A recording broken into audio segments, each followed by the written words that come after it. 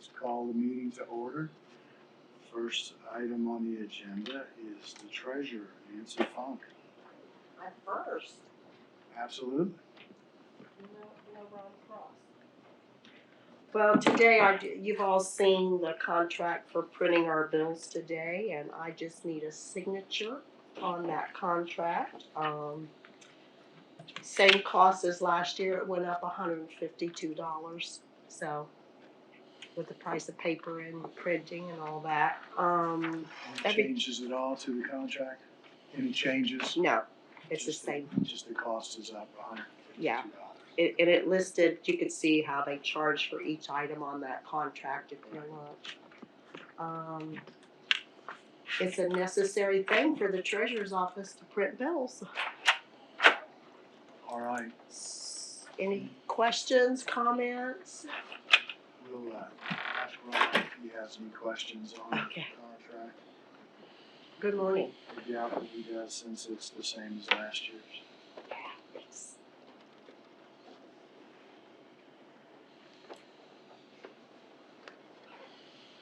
Mr. Cross, have you had a chance to review the treasurer's contract with the? I looked at it, it's the same one we've always had, and Right.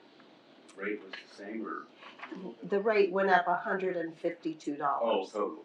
for the last year to this year, which I find acceptable. Any other questions? To approve the contract with the treasurer's office. We have a motion and a second to approve the treasurer's contract for printing of tax bills. Any further discussion? If not, all in favor of the motion signify by saying aye. Aye. Opposed, same sign. Motion carries. Okay. How are you, Ron?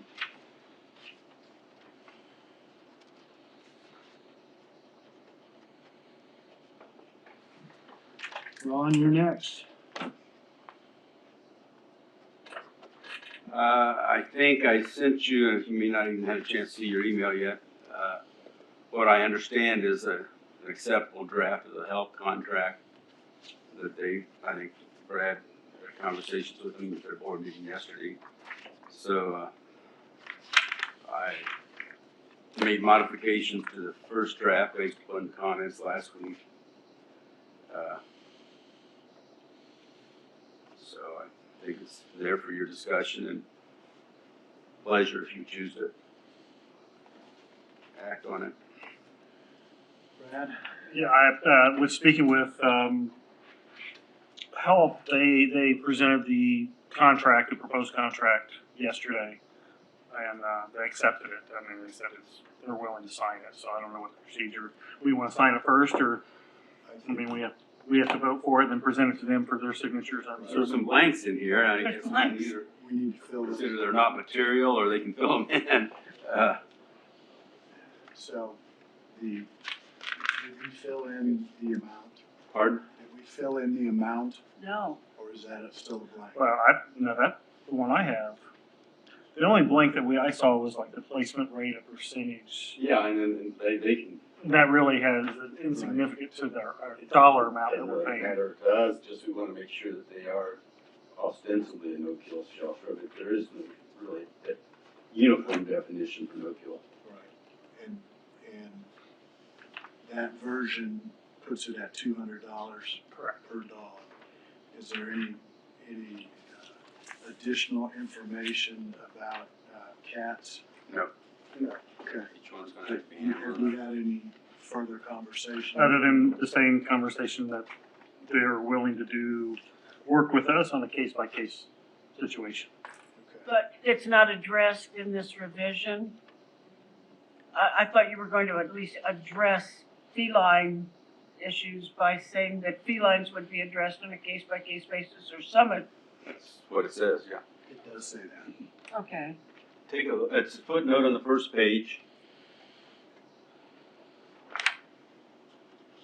I'm stopped up, so I'm going to have to get my hearing aids. Cannot hear a thing.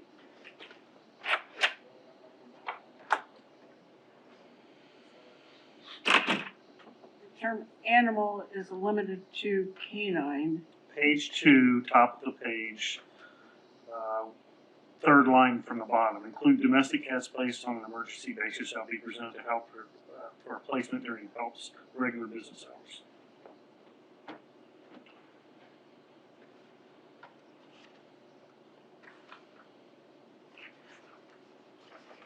I'm sorry, page 2. Page 2, top of the first paragraph, second or third line from the bottom.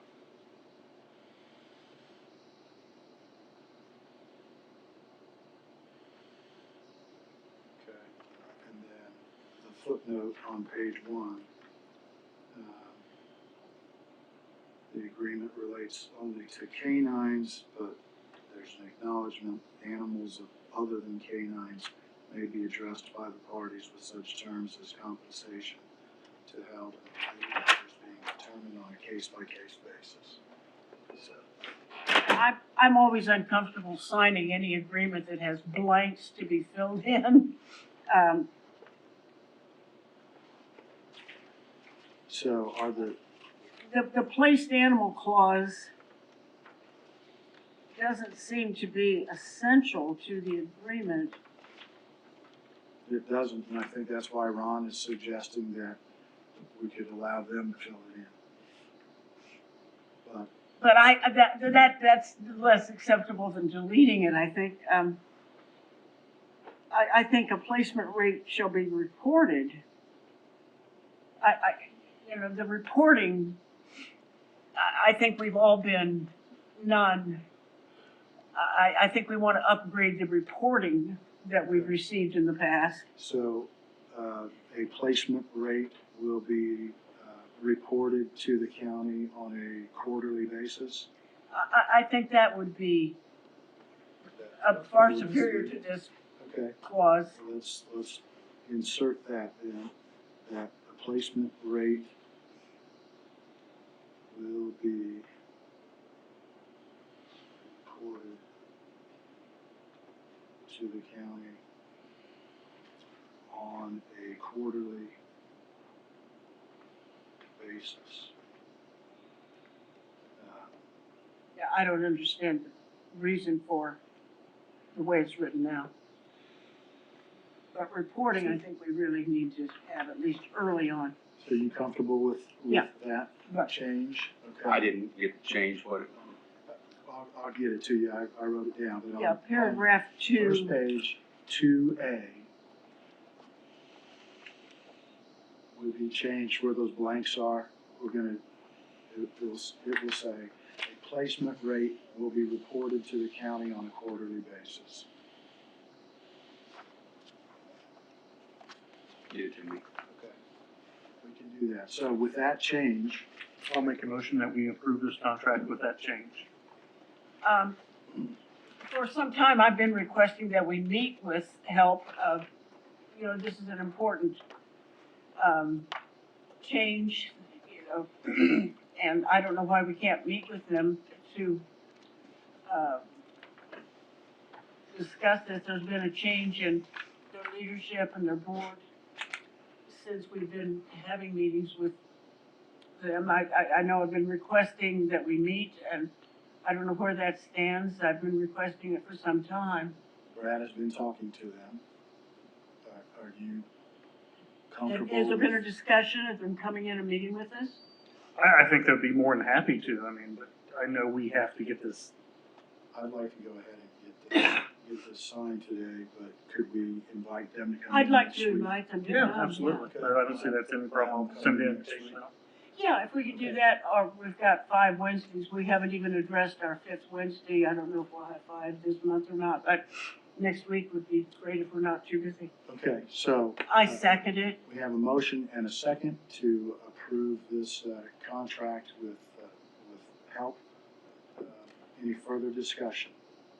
Hearing none, all in favor of the motion signify by saying aye. Aye. Opposed, same sign. With the monthly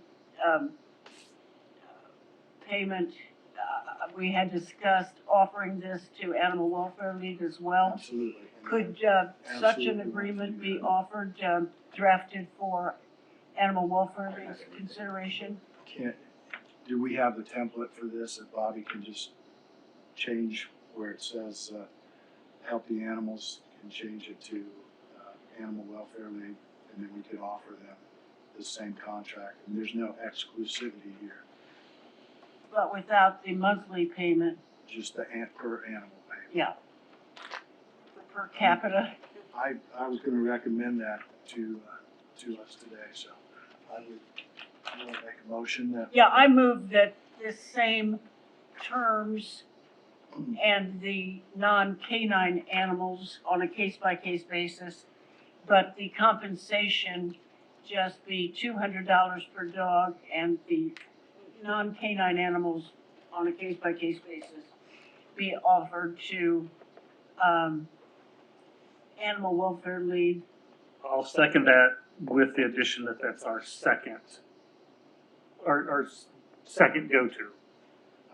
Comfortable with that, that'd be up to Right. the dog warden. Yeah, the availability, I mean, it's, Right. It'd basically be up to the welfare officer or the deputy doing the placement with it. Correct. Yeah. Correct. Keep in mind, we've got one overarching appropriation. I'll put a same non-appropriation clause in that contract that's in this one. But it's gonna have to be monitored, I guess. Goes up to, yeah. Okay, so you made the motion, you seconded with that stipulation, comfortable with that? As, an amendment to your motion? Yeah, up to 50,000, which is all we have But budgeted. that, it would be up to the Oh, animal yes. control officer as to where they would Right. place the animals. Okay, with that stipulation, any further discussion? Hearing none, all in favor of the motion signify by saying aye. Aye. Opposed, same sign, motion carries. who's gonna communicate that with AWL and contact? Do you want to, you want me to? I don't care. Mary Ann can, that's fine. Okay, Okay. and they'll probably wanna talk to us too. That's fine too. Mark? Okay, so I understand this, we have an appropriation in the budget to pay these people.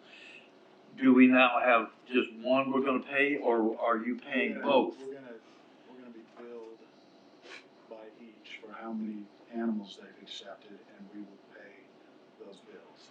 Okay. So, there's no automatic transfer of funds.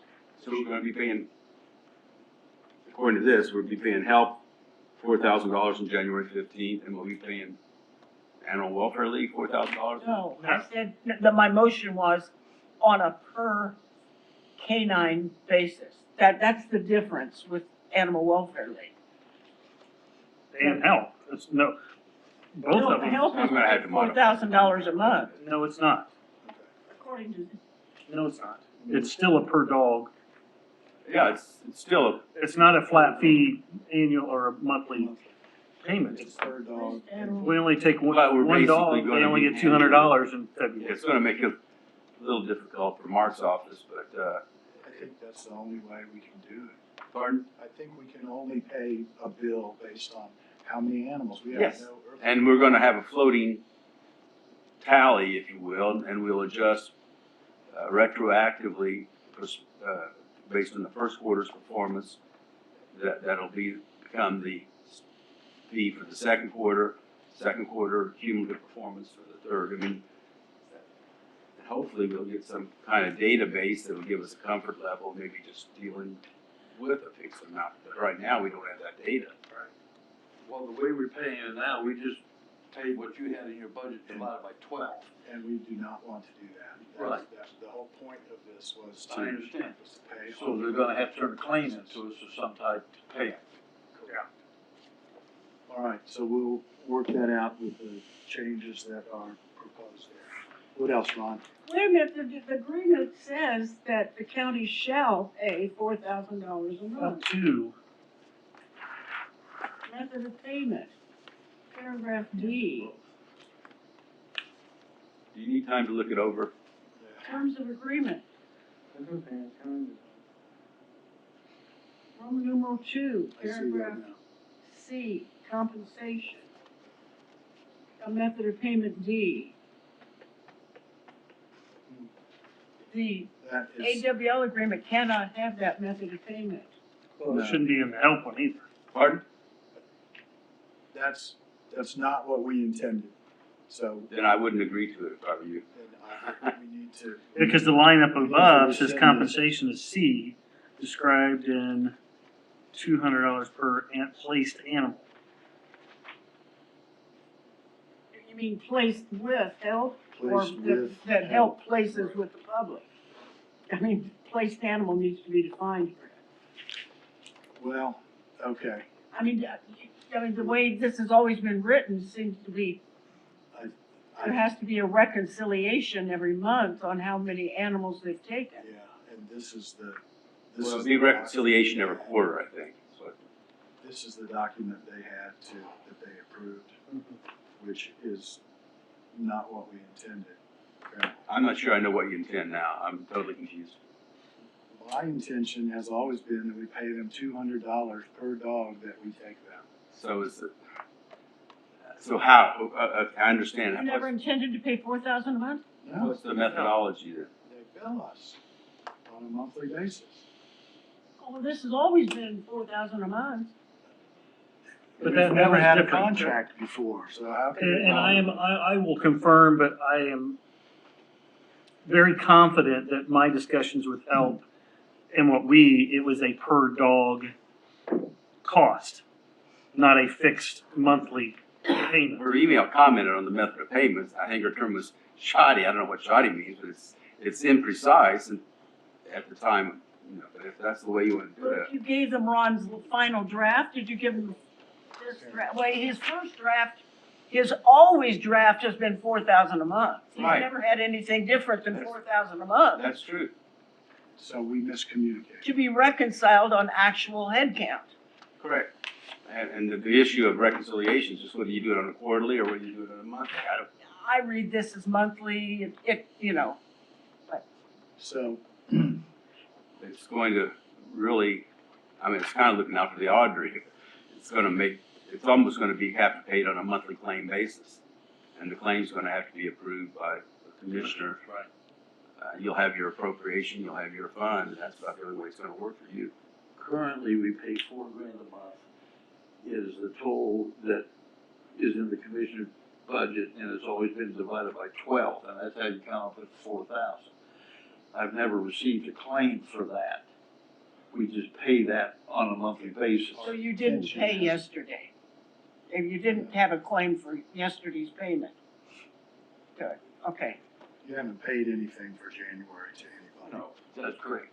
Not- Okay. No harm, no It foul. would be better to have a claim signed by them, presented to the county commissioners and auditor for payment. Absolutely. Well, there'll be an invoice presented to them, then a claim will be prepared internally by our, Right. Invoice. But we've That's not never the way done we do that it with now. the county museum, with No, Resource because- Inventory Council, or. Because those are basically donations. We're trying to get, it's been a we're trying to donation. get this on a fee for services. Exactly, exactly.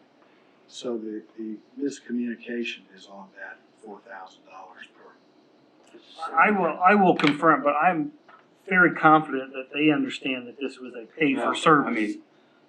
I mean, And I say that's a way to make it easier for the auditor, but to me, it makes it far more A complicated. lot more complicated. So, Easy is not the issue for me, but if they turn in a claim, we're gonna pay it. It's no different than doing it this way. well, except that it might be for $200. That's fine. Yeah, that's fine. So, So I move to rescind my motion on approval of this contract until it's rewritten. so we probably need to, But if they've read this and said they approved what you gave them in writing, that's my concern. we is need to that- discuss this with them. So, I'll send Carol a message. if you can try to talk to her today, Absolutely. But I think I need to rescind the motion that was I move to rescind the motion to approve the help so we're contract. going to. I'd still make the motion that we approve it subject to a per monthly. I mean, I have no problem with that because I feel confident that that was our agreement in discussion, that we just need to clean up the No, contract. I think we need to have a conversation with help as commissioners. I've had conversations with them. Well, we have. There's a misunderstanding here somewhere. Clearly, So will we so that, sign a contract with the expectation they'll bill us by the middle of February and we'll pay by the end of February, so it's always gonna be a month in arrears, is that? To be determined. I mean, there's gotta be a billing cycle, folks, I don't care what it is, but he does. absolutely, Turn absolutely. in a claim monthly of what they are. Bill? We haven't given them any dogs yet, But so. we need, in We the need a contract plan, needs, exactly. it's like any other Bill us by the end installment of, payment contract, we need to have dates. if they bill us by the end of each month, we can. Have it paid by the pay- 15th. pay Well, they're gonna have to bill us probably in arrears by the 10th of the following month, we will have it paid by the end of the month. Well, we don't tell people exactly when we're going to pay them. I don't want, Yeah, you pretty well do. You take a good look at your AIA Public Works contract? Yeah, most of those. well, but I mean, with this, I don't want to guarantee that we're going to pay them by a certain date on a brand new agreement that's pretty, I don't know why we I have wouldn't. no problem with that. Marks. As If long you, as if they bill us by the end of the month, let's say it's Yeah. February, the end of February, we guarantee payment by the 15th. We meet every week. I mean, what if they take a litter of 10 Chihuahua puppies? Well, we get- Are we gonna, We Yeah. pay them for 10 puppies.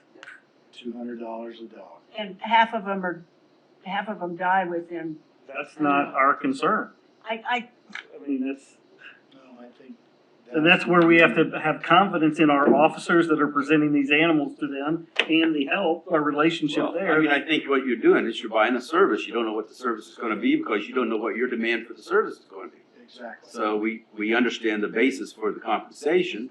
The rest of it's working out the details of payment. And when you're done with your appropriation, you're done with your appropriation unless and until Exactly. council Unless we go decides. back to council and say, Yeah, if we run out of money, we'd like to have more money to continue. So if you get a litter of 10 Chihuahuas, that's $2,000. even if half of them die in 10 minutes. Well, we don't have weights. We were talking about a range and we tried to simplify that just, Right. I think that was our intention.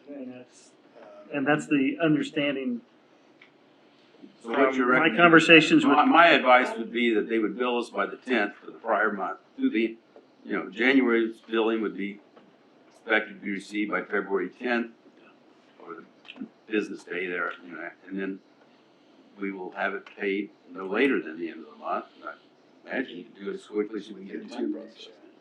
Same as any other claim. Unless we have questions of the invoice. I mean, Right.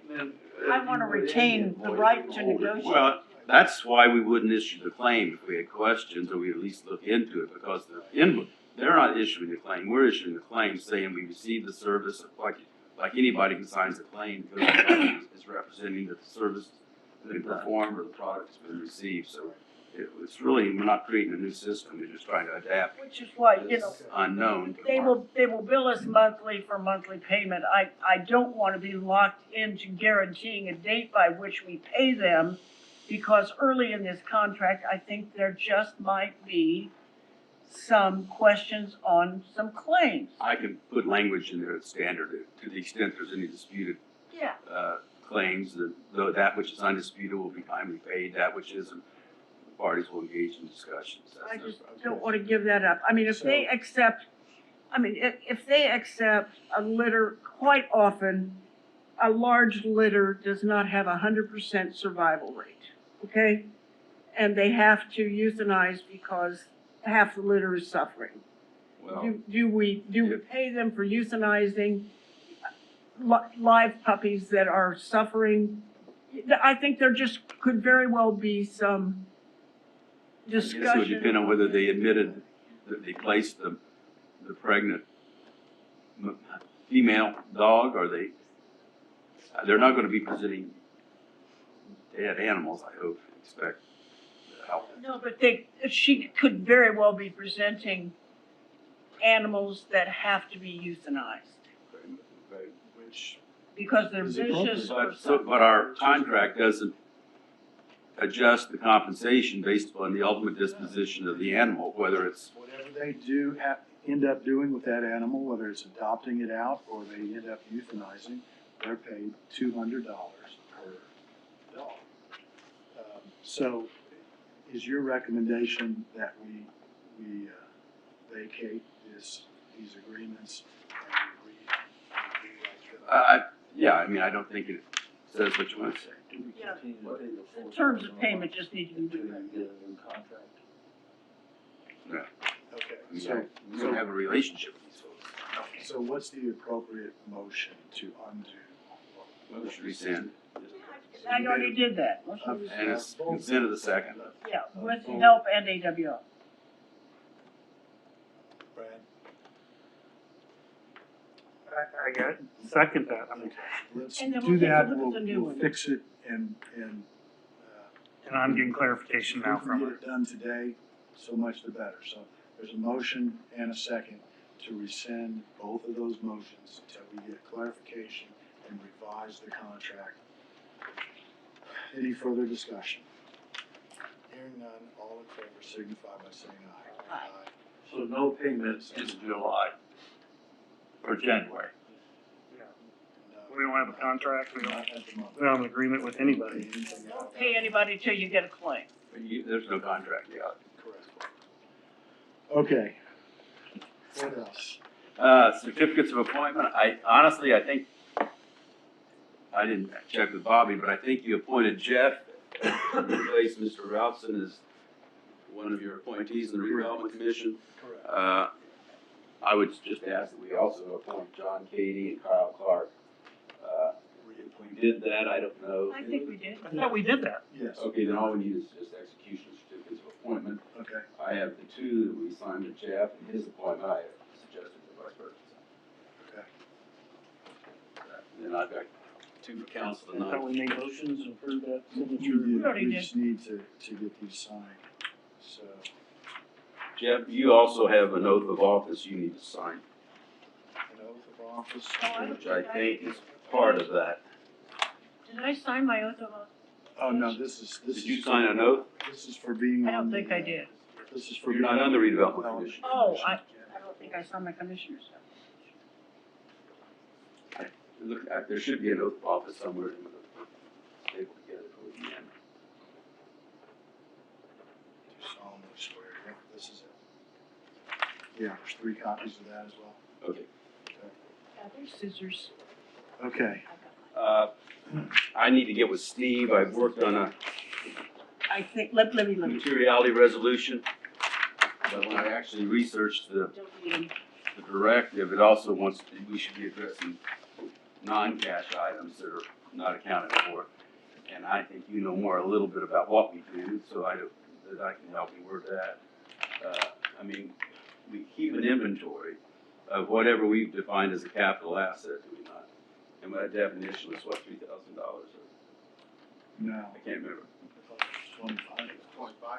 5,000? 25,000. 25,000, As a capital asset? yes. For our reporting to State Board of Accounts. Now, in the I think the concern is going to be, credit card policy, we account for like gift cards, rebate cards that are not cash but can be used as cash. Controlling those. I'll get with you on that. The bid opening is scheduled for 10, we're a little bit after that, but is it okay if we move to the bid opening? Bridge 160, Brick Church Road over Pronghorn Run.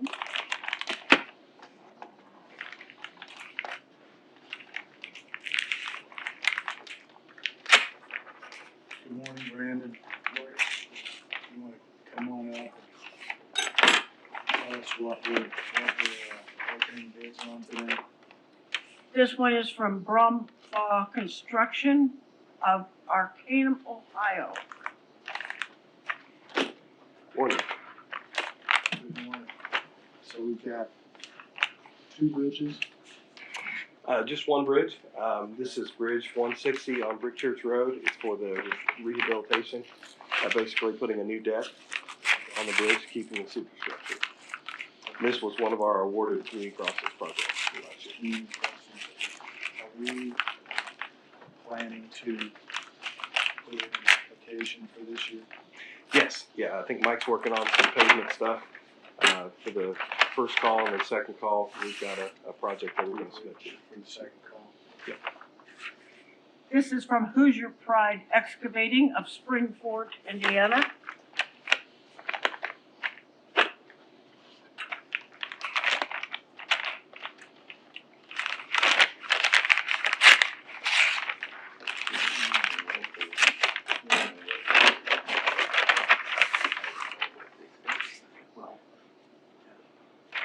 The third bid is from Duncan Robertson, Inc. of Franklin, Indiana. And the fourth and final bid, all of which were submitted on time, was from Beatty Construction of Bogstown, Indiana.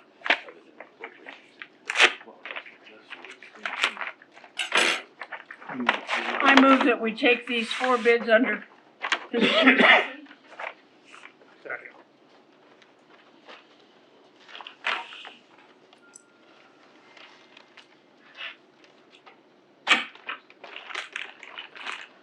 All right, we have a motion and a second to take these bids under advisement. Any further discussion? Hearing none, all in favor of the motion signify by saying aye. Aye. Opposed, same sign. Motion carries.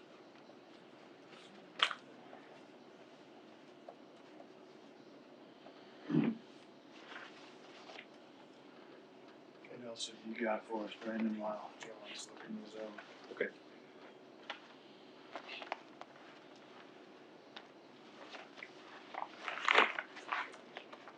Got two items for you. The first one is the statements of the basis of just compensation for right-of-way purchases on Bridge 720 on Bridge Avenue.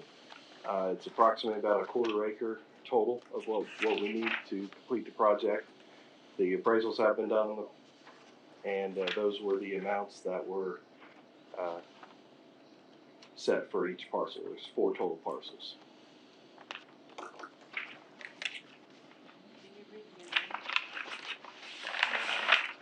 The first one is $1,000.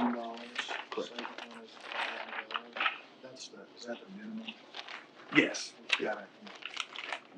Next one, the third is for $1,610. And the fourth one is for $1,000, so the total is $4,610.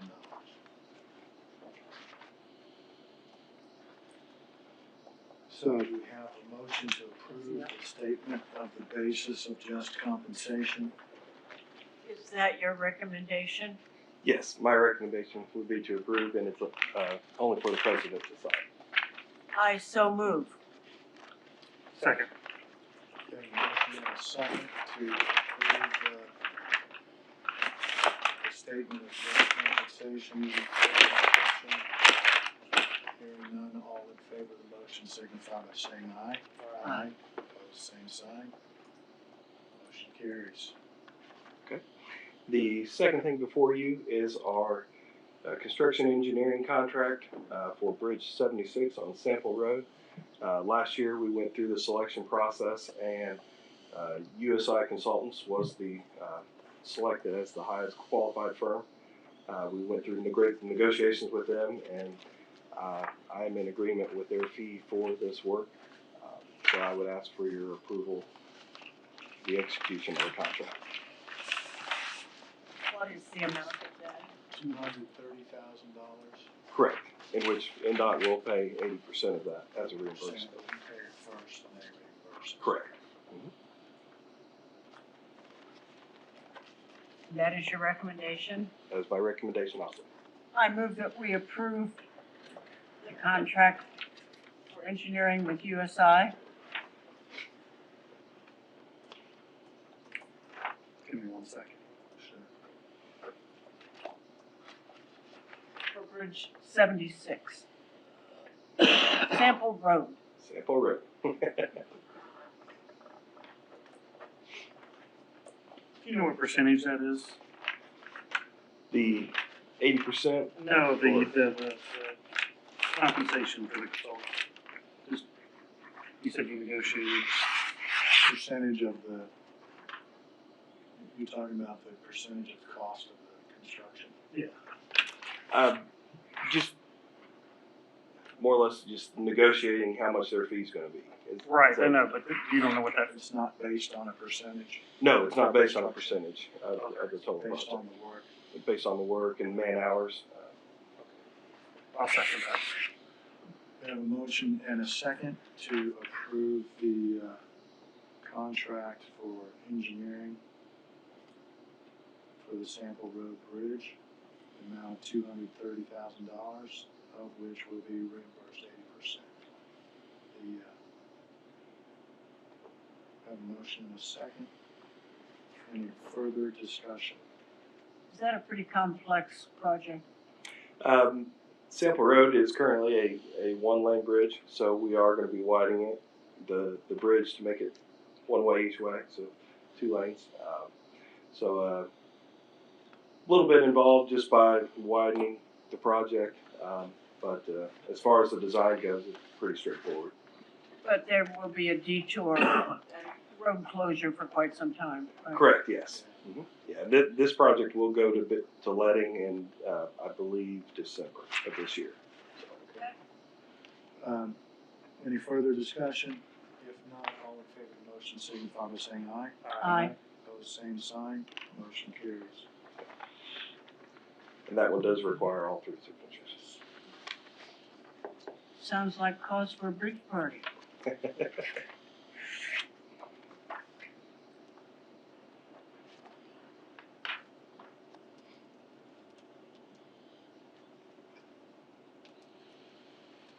And that's all I've got.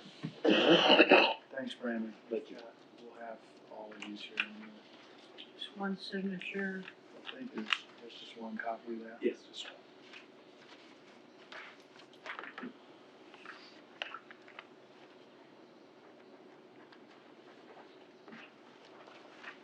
All right. Ron, those, Ron, Yeah. Ron, when you've reviewed those, are those gonna be available for people to look at? Will I do what? Review? We've got some of the contractors here, are you gonna make? I already reviewed them. Okay, so they're available for inspection, you wanna take them back there, Brandon? Thank you. Sorry, I thought you were still reviewing them. What else have you got, Ron? Okay, let's go to Steve Higginbotham. All right, you have before you your weekly, I'm sorry, Steve, before we go to that. Yeah, I've got. Becca, I think, is here Well, to she's coming up. discuss the appointments, for the health board. perhaps.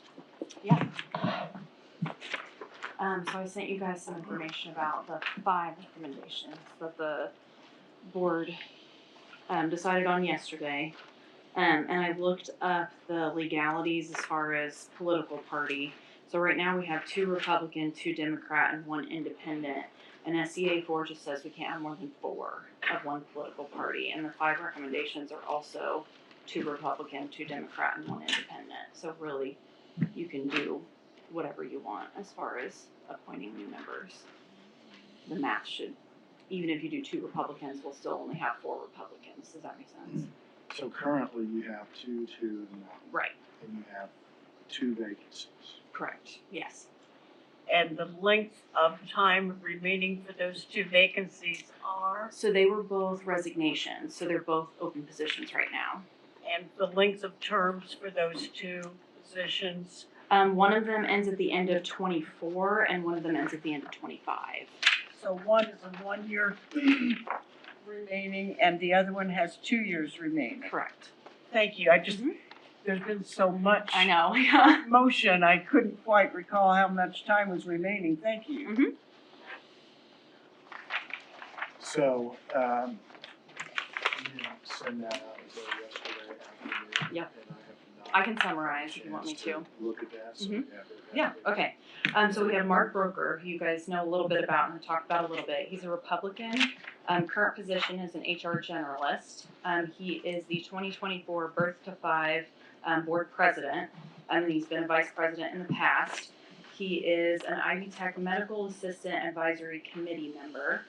He's also a Wayne County Foundation and Forward Wayne County Employability Committee member. He is, coalition member, chamber executive committee member, and he's the chair of the Hype Wayne County Committee. Okay. We have Kathy Camus, I think it's Camus. She's a Democrat. She is a school coordinator for communities and schools. She's a commissioner of the Housing Authority as well. We have Philip Scott, who is a DO. He's an independent, doctor of osteopathic medicine, DO. He, in the past, has been the medical director of some extended care facilities. He's been the chief of staff at Reed. He's been on the governing board of Reed Health. And he is currently the director of the Family Medicine and Residency Program for Reed. We also have Jim Swander. He's a medical director. He's a Republican. He's been a gastroenterology specialist. He's retired now. He practiced in Richmond for 30 years, and he has 49 years of experience in the medical field. And then finally, we have Brandon Guth. He's a physician's assistant. He's a Democrat. He specializes in treatment of opioid use disorders and hepatitis C, and he practices family medicine, so all kinds of different chronic conditions, women's health, broad spectrum of things. Do you have that synopsis in writing somewhere? Was that part of what you sent? Yes, to us? yeah. Do you have either of you seen that? Yeah, I've read through all the resumes, what she sent, so. Okay. Why don't we get hard copies of that? Sure, yeah. And I'm trying to think of, if we send Bobby out, we won't have anybody to take minutes. Is Pam in there? I can go work with her Yeah, together. I think she should be, she or Kim. Okay. If you can get Yep. with them and get that. Okay. I have a question that is not on the hard copy. I'm wondering, first of all five agreed to serve? Yes. Term, have any of them said, I would prefer the 1-year term or the 2-year term? Or No. are they both all five willing to do 1 or 2? We haven't asked specifics. I think they know the length of the typical term, and they're all willing to do the typical term, but we haven't talked about the shortened term necessarily. Okay, so if they're willing to do the full term, they're probably willing to do a shorter Yeah, term I think so. regardless, so no limitations on that. Also, I'm wondering if you have asked any of the five their position on harm reduction, specifically the syringe program? I haven't. I know Brandon well, and I know because he specializes in opioid use disorder that's kind of a specialty area for him. So I don't want to speak for him, but I know that he has experience in that area. Has he been involved at all in the syringe program? Not that I know of directly, no. So I'll tell you what, you just met yesterday. Right. So there's a month until your next board Yeah. meeting. Why don't we have this information, I just haven't had a chance to look at it. Yeah. Let's bring this up next week, to actually make the appointments. That'll give me a chance to review it. Okay. Give me a chance if you haven't yet. Yeah, and I think one thing that we gotta remember is that one of these appointments is for a year that goes to the mayor Correct. next year, Next so I I mean, mean, it's just a 1 year. just a 1 year, so So maybe we would be wise to not appoint 2 Democrats? Is that what you're saying? no, I wouldn't bring in the party at all to it. I'm just saying that whoever we appoint, it's only gonna be for a year, and Somebody else. that person may or may not be reappointed by the mayor, so. Oh, I thought maybe you were saying that, you know, the mayor is We likely. ought The mayor. we ought to confirm that, because we've not done that yet. I think you've probably got a discussion consensus, but No, we actually did. I haven't seen the resolution completed yet. Is there a resolution? We voted on it in a meeting. I would recommend that we do a home rule So ordinance. let's get the minutes from that meeting where we voted on it, and we'll convert that to a resolution so that we can formally adopt that.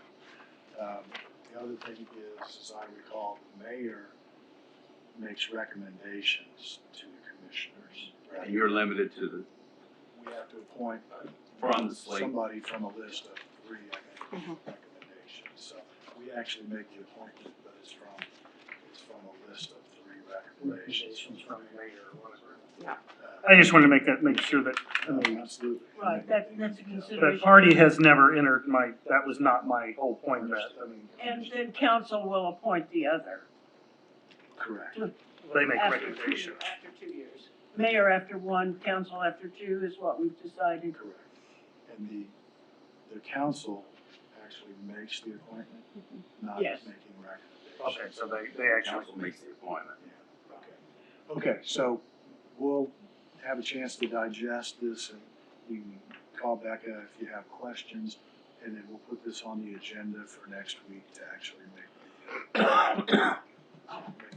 Okay, so no hard copies now? Okay.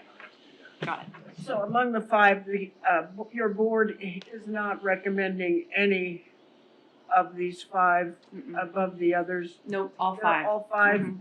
acceptable? Yeah, unranked specifically, they said that. At one time, there was some discussion of having a nurse, and none of these 5 are nurses. Could you address that? There was specifically someone who had expressed interest before, and Dr. Ryder and I both kind of talked about getting in contact with her, and neither one of us have been able to talk to her. And so he asked me yesterday to just take her off the list. So Oh, she did? Mhm. Okay. He asked me to take her off the list, yeah. So she was not one of the 5 that I sent out of the 5 names. Okay. Mhm. I mean, that was the only kind of occupational hole on the board, that there was Yeah. some discussion of having, the wisdom of having a nurse, Yeah, and I think, certainly that's a yeah, I fine. can appreciate that. I can too, I Yeah. thought you might appreciate it. Okay, but I think those are all the questions I have, and Okay. a hard copy would be nice. Okay. Thank you, Becca. Mhm. All right. Okay, now Steve. Okay, back to your project list.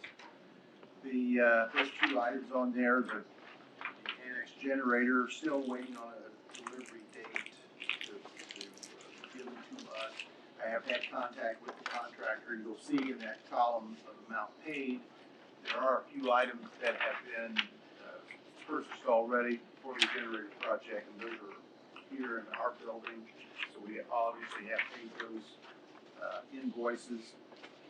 And there's a couple of in there that's for the architect's fees as well. So we paid thus far $23,000 towards that because of the product that's been delivered here. Still waiting on a delivery date for the bulkhead product that's going to be delivered.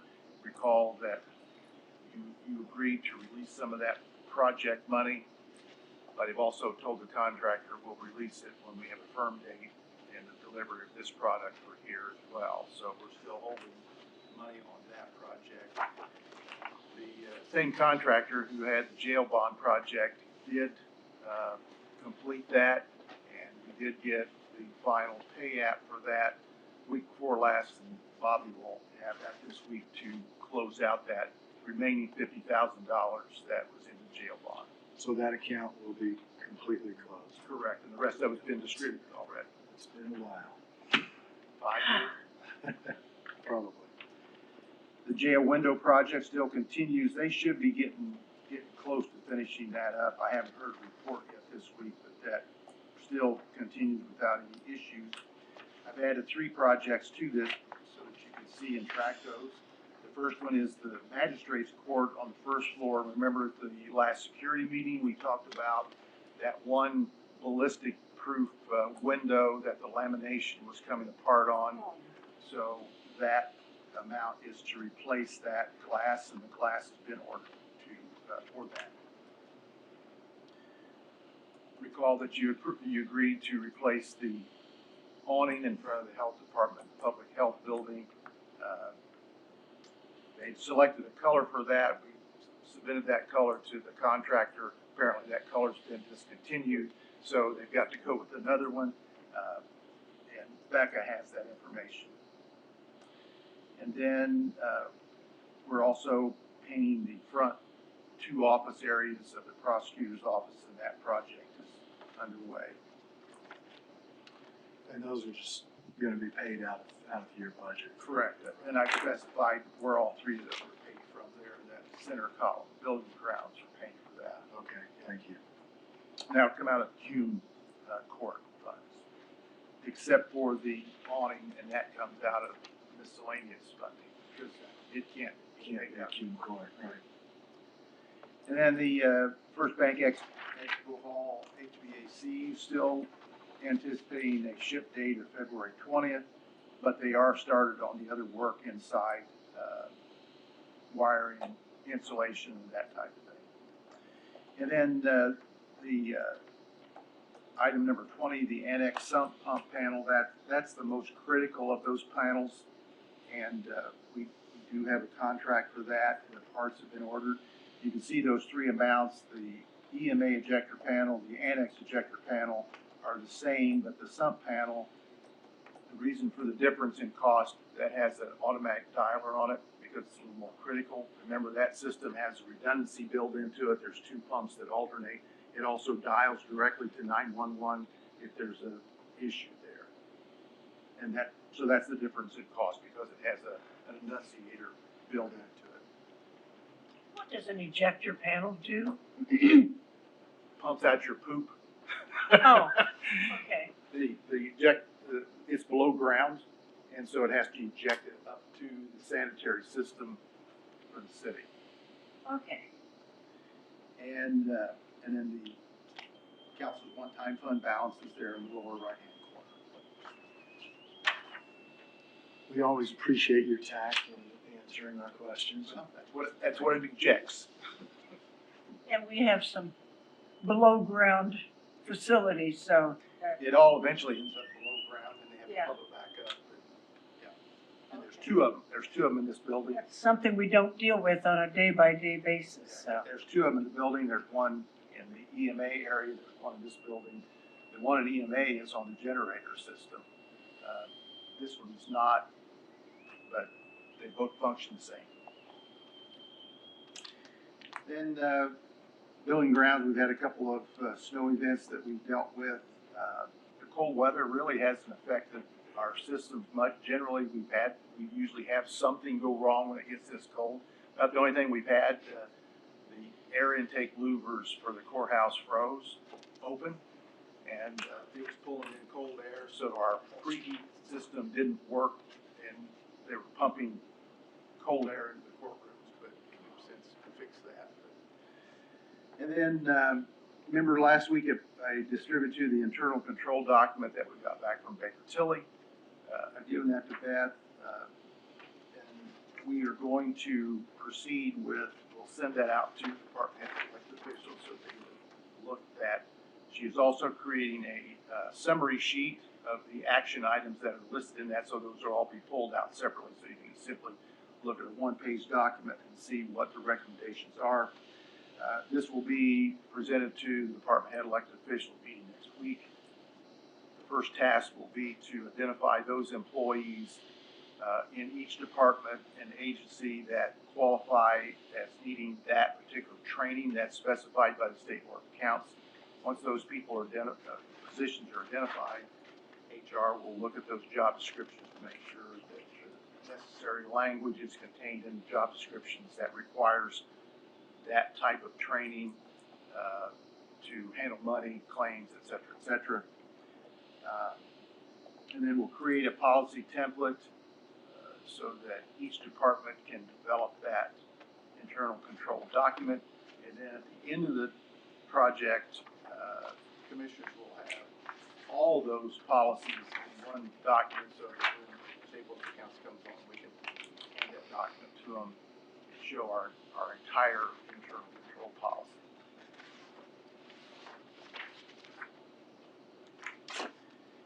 And then before you have the most recent draft of the parking policy, and again, this will be distributed to the elected officials at the department head meeting next week. So I just want to go over this with you if you have some additional questions or things that you want to discuss. So on that first document, This is the policy that will go in the employee handbook, employee parking section 5.04. And these first definitions are applicable to this policy. Just point out a couple things to you. The definition of elected officials in this policy, it does not include judges or their magistrates, but the judges and magistrates are assigned parking spots. But if you recall during our security meetings, they need to have the ability to move about and park where they feel like it's necessary to park. But they will have a spot accounted for. And then it does not include county councils or commissioners as elected officials in this document. The term employee, though, does include chief deputies of the elected officials, and it also includes employees of the court. It also includes independent contractors, even though they're not necessarily employees, but because they are here on a regular basis and take up a parking spot, they need to be plugged into this process. And that generally applies to the health department, where they have a number of independent contractors. What about attorneys, defense attorneys that often need parking? Defense attorneys are not, are you talking about the ones we contract with? Yeah, They are accounted for in the spreadsheet. I'll show you that. okay, because quite a few of those And do. then, on page 2, I just give a brief description of the county-owned parking lots that this is applicable to. On page 3, under parking tags, every vehicle that an elected official or employee plans to park on our county-owned grounds must be registered. And so that registration will occur through my office. The Board of Commissioners shall designate those areas that are restricted for the public. And I've got those delineated on the maps, and we'll go over those in just a minute. And that is areas that the employees, even though they are assigned to a specific parking lot, that's an area in that parking lot that they are not to park. It's simply designated for the public, and that map will show up on our employee portal so that each employee can refer to it as needed. On page 4, we talk about employee handicap parking. Recall that we do have public handicap parking designated, and it's based upon the number of spots in individual lots. However, employee handicap parking will be handled on a case-by-case basis, and there's a form. That form is also part of your packet. It's been created by Human Resources, and the employee will register and make application for an employee handicap spot through HR. If in fact they meet the criteria for needing an accessible parking spot, whether it's permanent or on a temporary basis, because we do have some folks that need it on a temporary basis. We have signs that are portable that have the usual handicap signage placard on it, but it also says employee parking only. So it's designated just for a handicapped employee. And those will be placed where we need, so they're portable signs. They're on a weighted base that can be moved about. And then that application will be also on the employee portal. So since they are portable, if we should have, say, a run on knee surgeries, you know, Yeah, we've got, right now we've got 8 available, and so we'll see how that goes, but right now we have 8 available. so if we only need 6, we can remove 2 and, They won't be put out until the person make application for it. As needed. as needed. right. And then on the bottom of page 4, this is a policy, and it will be part of the employee handbook. And I referenced it right there in that first paragraph, the section in the employee handbook where the department head and elected officials can discipline the employee for not adhering to this policy. The specific discipline is not stated, is that in the It's in the employee handbook and it's under progressive discipline. So the- progressive discipline? So the department head and elected official, that's section 6.06 specifically states that if they violate a policy created by the county commissioners, they can be disciplined for it. Then in another section of the disciplinary process, it's progressive discipline. It could start out with just a verbal warning, a written warning, suspension without pay, or termination. So this could go all the way to termination If they do it, if they continually to do it, they could. if it's chronic violation of this. And let me make sure I understand what this says. The board may also enforce this policy. So let's say the elected official is not enforcing this policy. Yeah. The commissioners could step in and enforce the discipline. That's the intent. If the direct supervisor, elected official, whatever, is not enforcing the policy. Certainly, you would have a problem enforcing it against an elected official, I would think. But Yeah. this is in here. Should the department elected official take a blind eye to this, just totally ignore it. But it's in there. Okay. Then the next document is that accessible parking request form, and this will be on the portal. This will be handled through the Human Resource Department for application for one of those special parking spots. And then the next document is a spreadsheet, and this is a breakdown of where employees from specific departments will be assigned to. Oh, boy. And so, for example, on that second line, we identify the bank lot. There's 49 spots in that lot. And you can see what departments are assigned to that lot.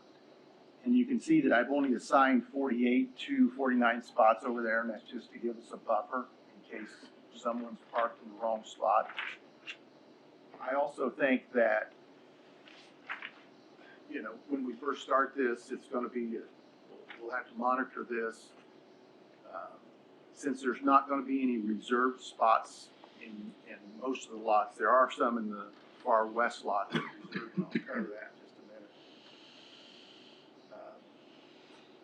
There could be an opportunity that the public could park in spaces that are normally for the employee, but I think,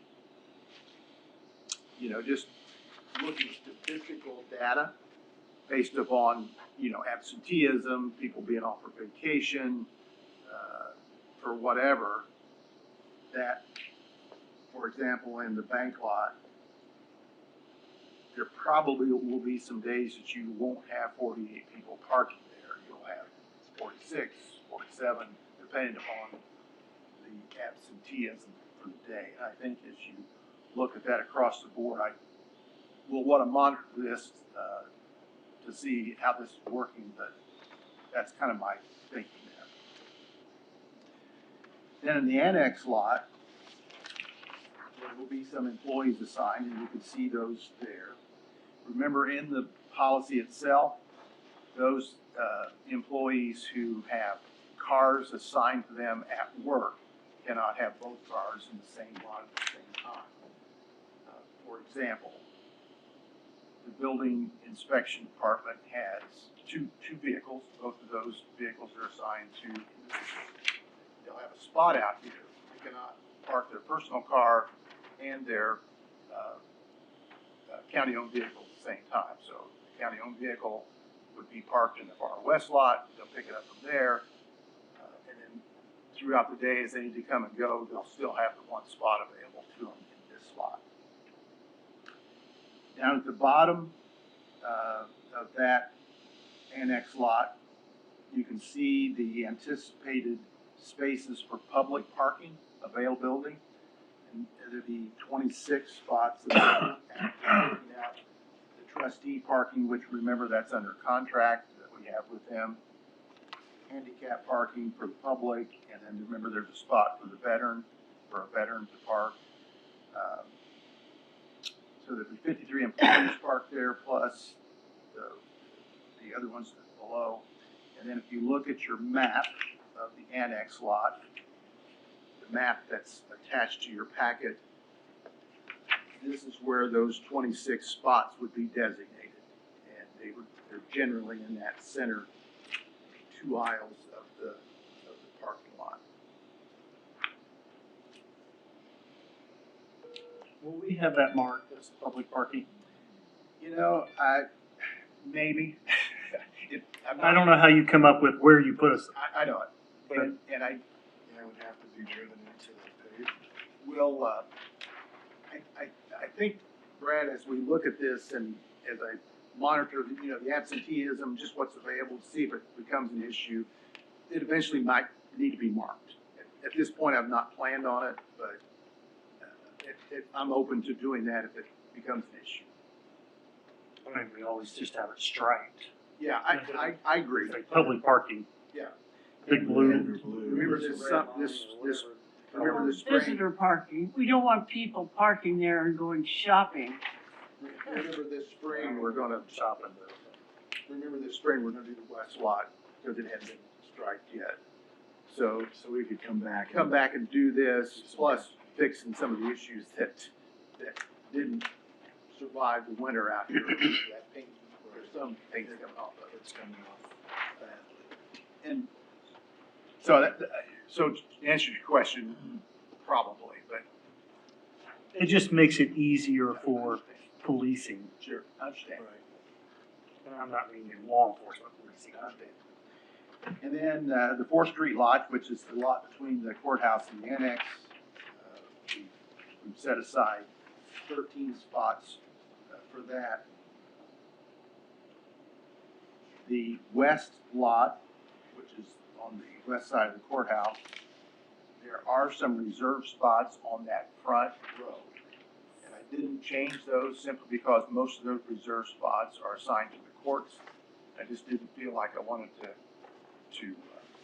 open up that can of worms. They've been satisfied with those assignments, and they're marked that way, and we'll just keep those same assignments. But then the west lot will also have some unreserved spots that employees will be required to park in. So you're gonna have some departments that have multiple lots.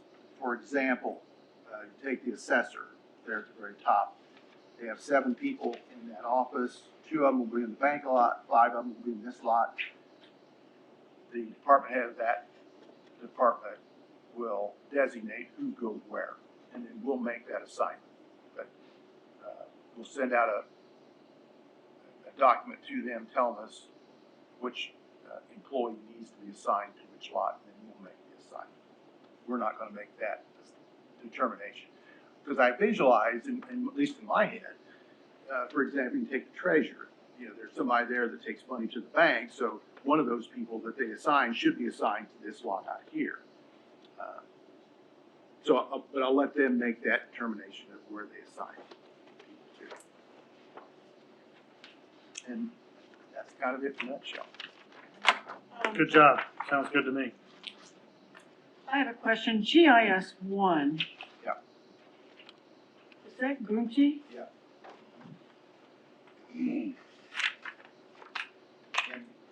And there's gonna be some, now, and remember, we made an allowance for every position in the salary ordinance.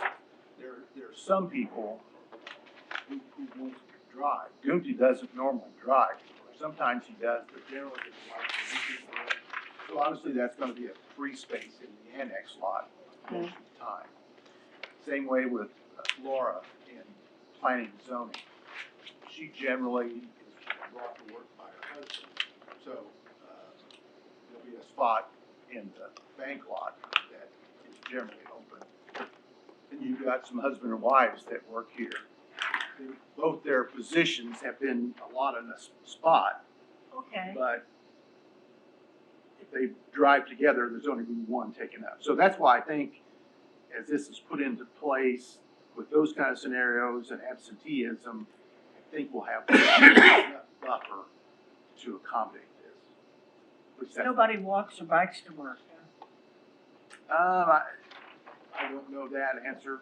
You would I think know that- Laura sometimes walks to work, but, anyway, that's where we are. This is a lot of work, Steve, yeah. Yeah. Appreciate it. You'll also get, well, this is implemented there, there's an ordinance portion that comes with this for law enforcement to enforce the public handicap parking, the loading zone parking, and the emergency vehicle parking. Right.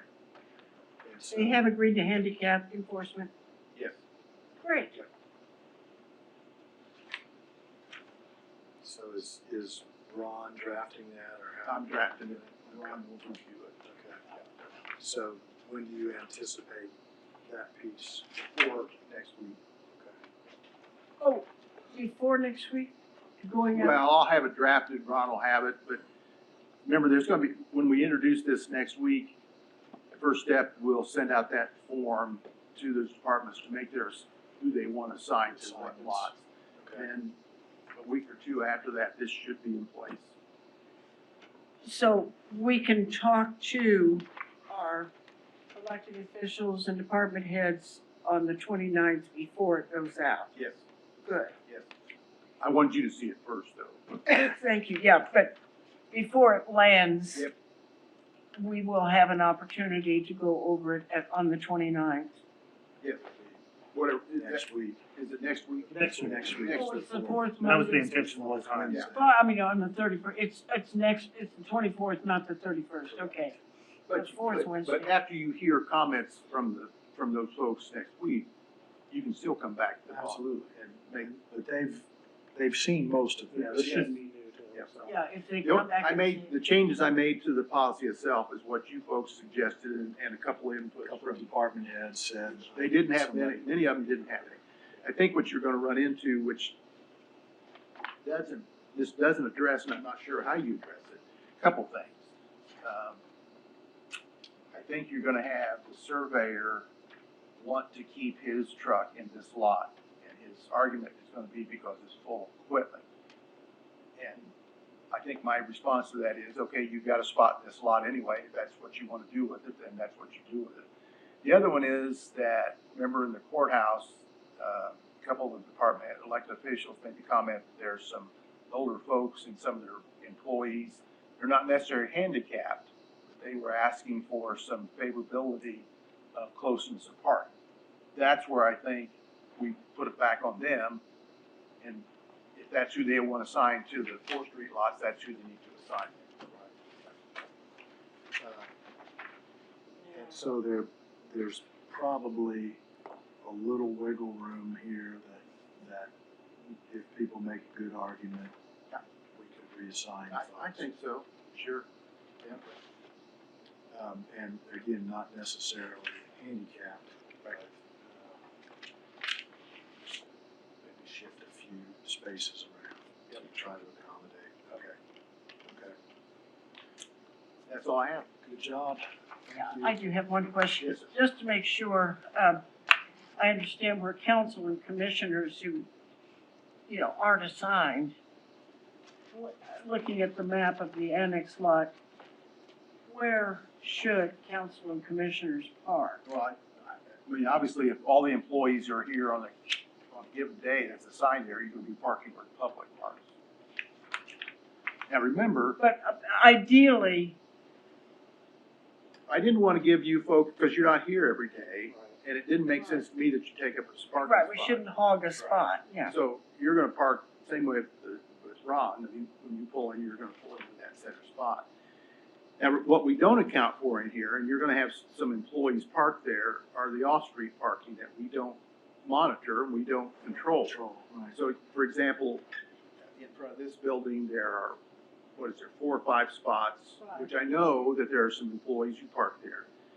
Between the, on 3rd Street, there are, 12, 14 spots over there that I know people park in. And then there's some that are between the bank and our bank lot out here along that street.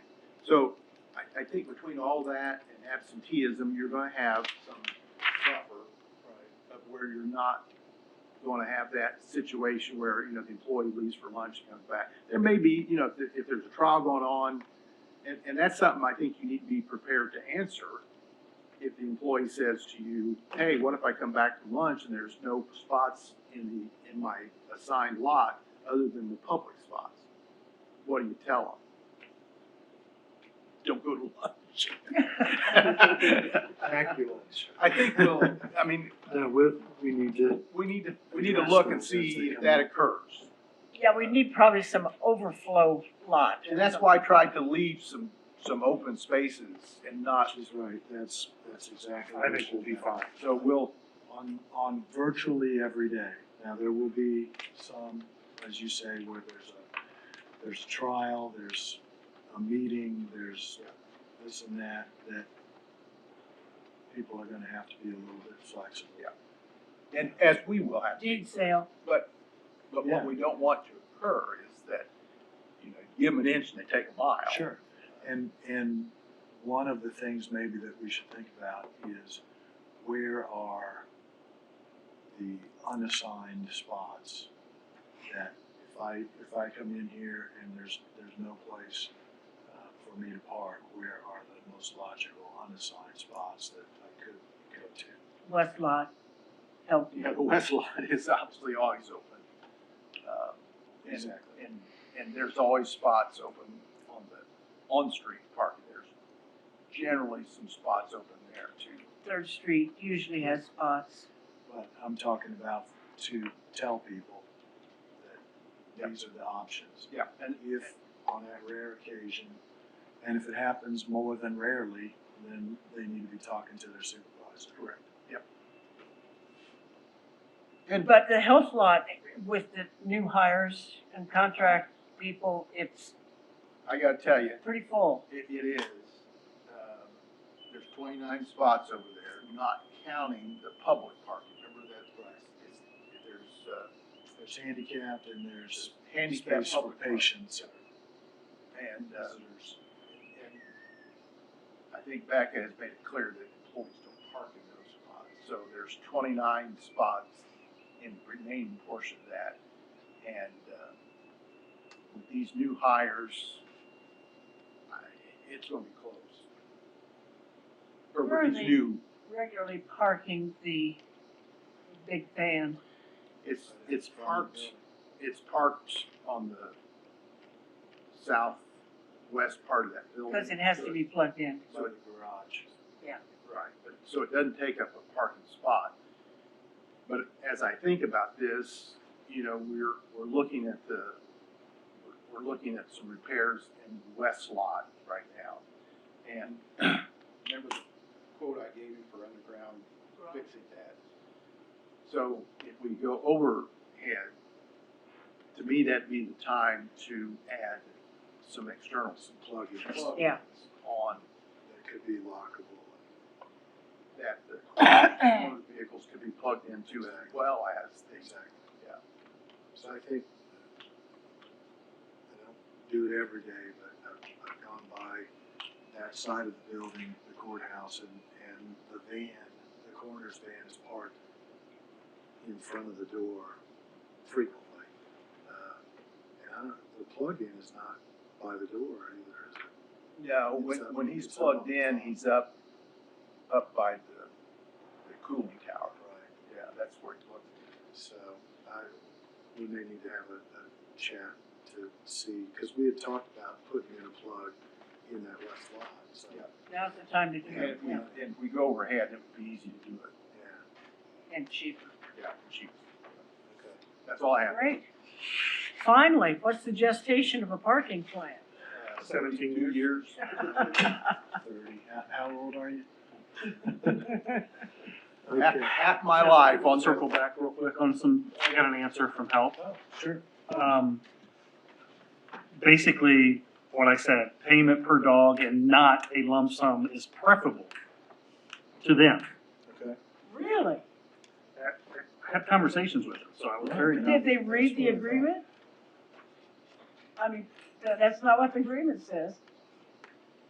So, suggestions on what changes to make to that? And the payment, billing by the 10th and, bill by the 10th and paid by the end of the month is fine with it. Great.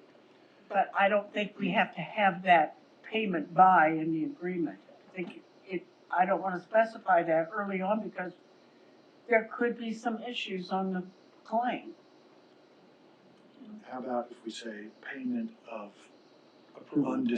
undisputed claims That's- or yeah. approved Yeah. claims? I think you need to set the expectation for them and us. Exactly. Monthly, payment monthly, yeah. So, does that give you enough to go on? I think I can work with that. Now, I'm not really sure what the animal welfare league contracts will look like. Same thing. It's exactly the same, it's a per dog Yeah. and same billing, I mean, there's no lump sum And the more I think expectation. about this, Jeff, you might be better to talk to the Animal Welfare League because you have a clear understanding of who owns the dogs they have now. I'm happy to talk to them. I've tried several times over the last 2 months, after they brought in that contract to tell them that that was unacceptable to us. It did in no way met the requirements that we were requesting. And, obviously, part of the problem is there has never been a contract before on these dogs. There's been a very loosely worded understanding, but we have given them a donation every year for 20. Our plus demands have years. not been much more, not much more demanding than the demands we have of the Wayne County Museum. Exactly. Another Which is- donation, Which yeah. is none. And it's not acceptable, I mean, I don't think.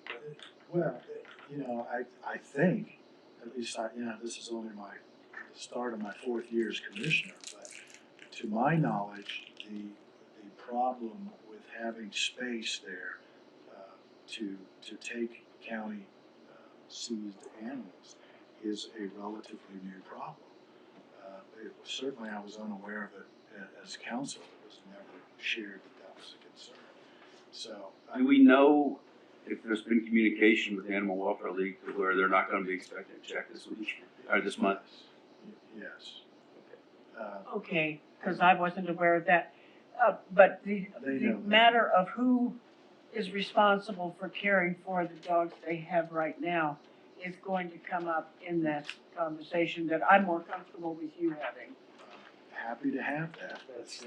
There is nothing in writing or even in any kind of understanding that I'm aware of that says anything other than they took those dogs, they are theirs to deal with.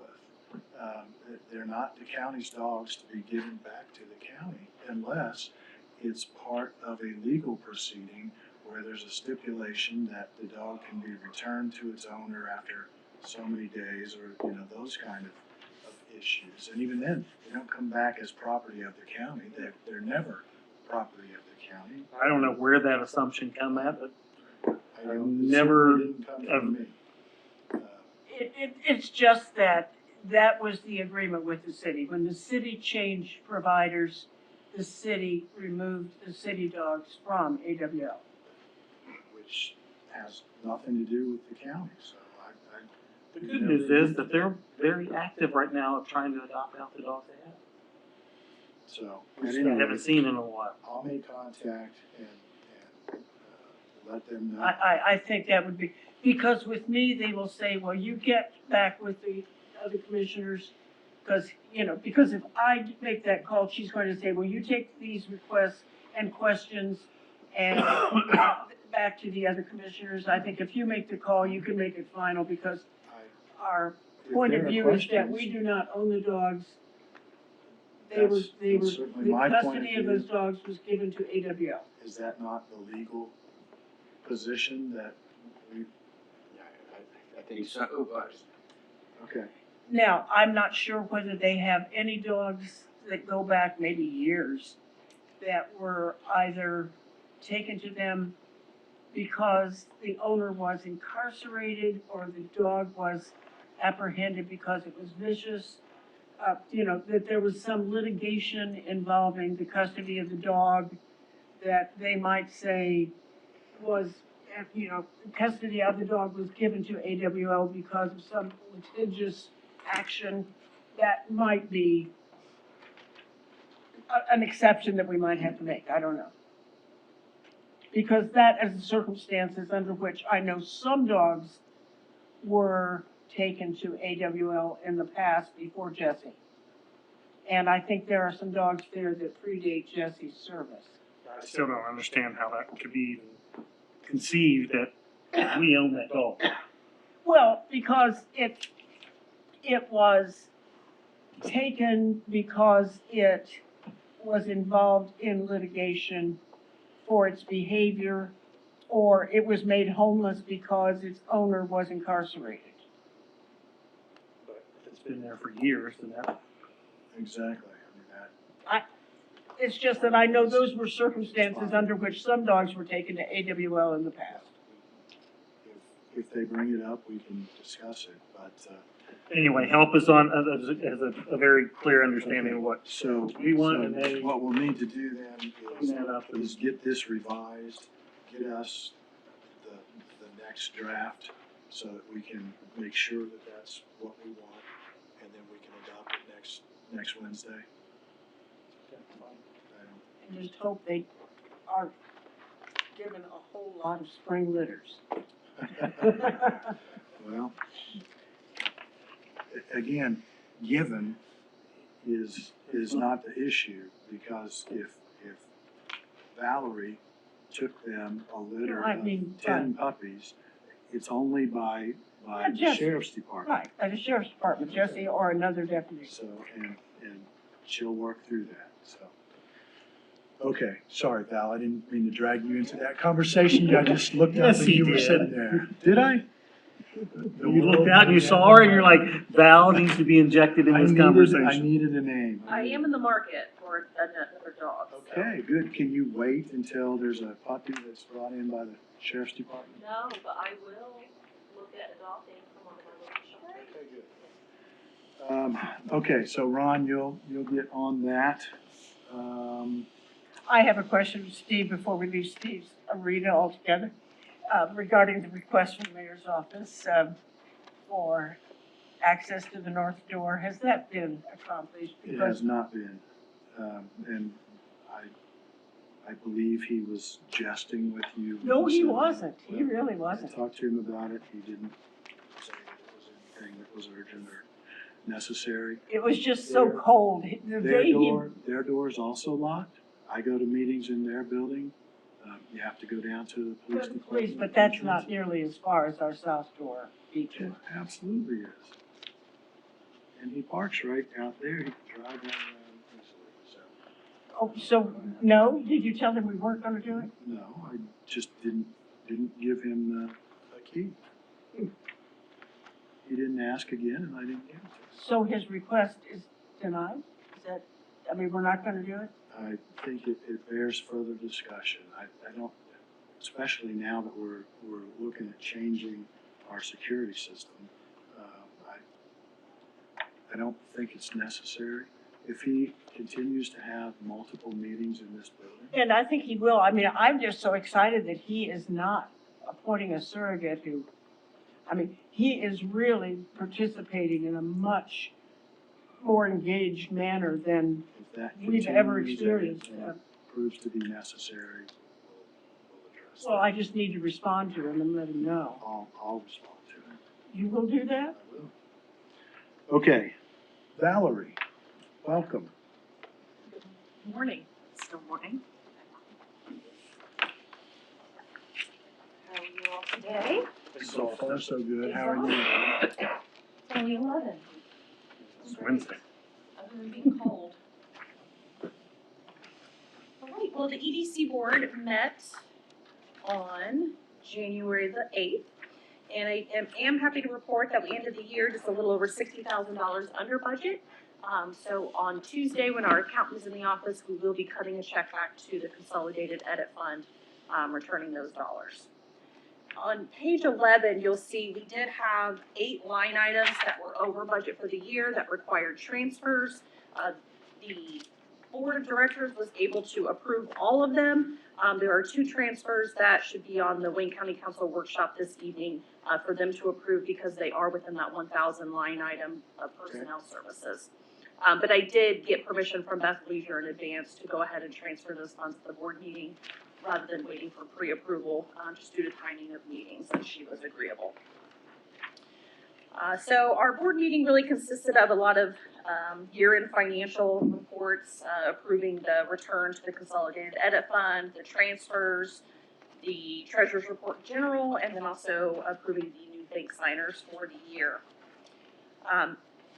In addition to that, Pete shared with the board that we have kind of a big year with contracts that need to be renewed, and I know he also initiated an email to a few council and commissioner representatives, just making you aware.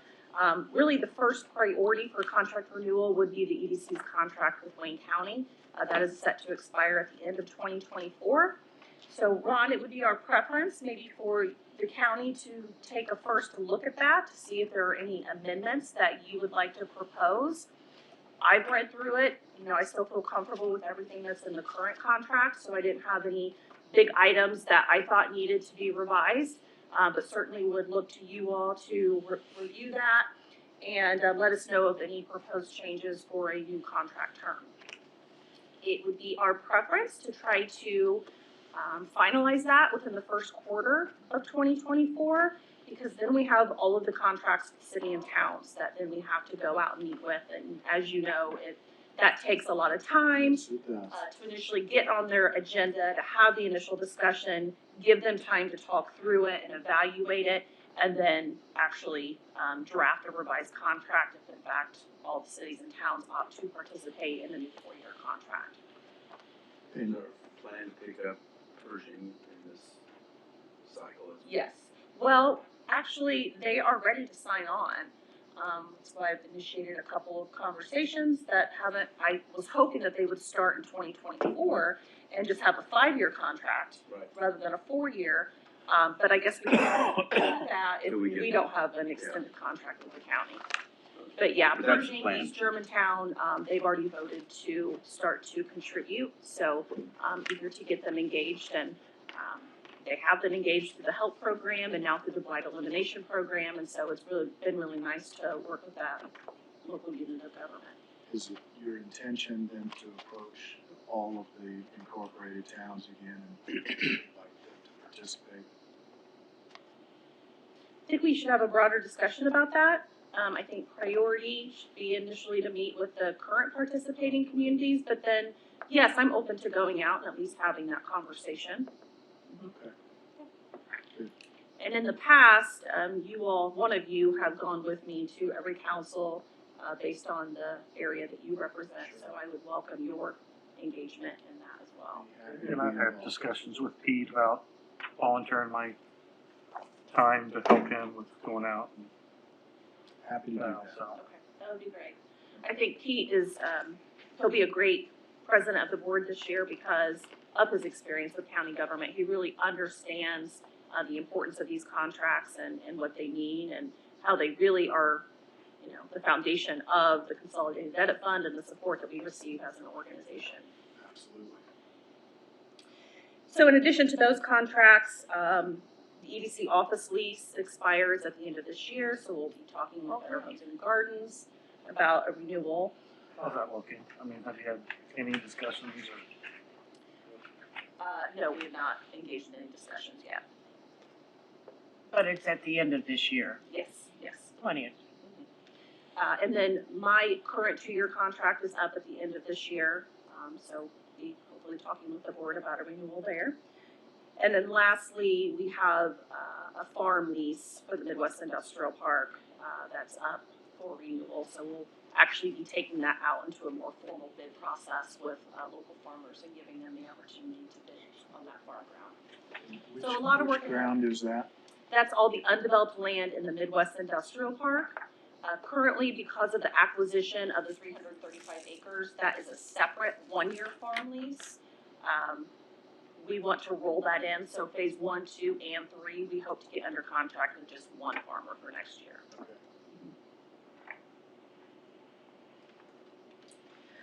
Other than that, I just wanted to report that the Make My Move contract expires at the end of January.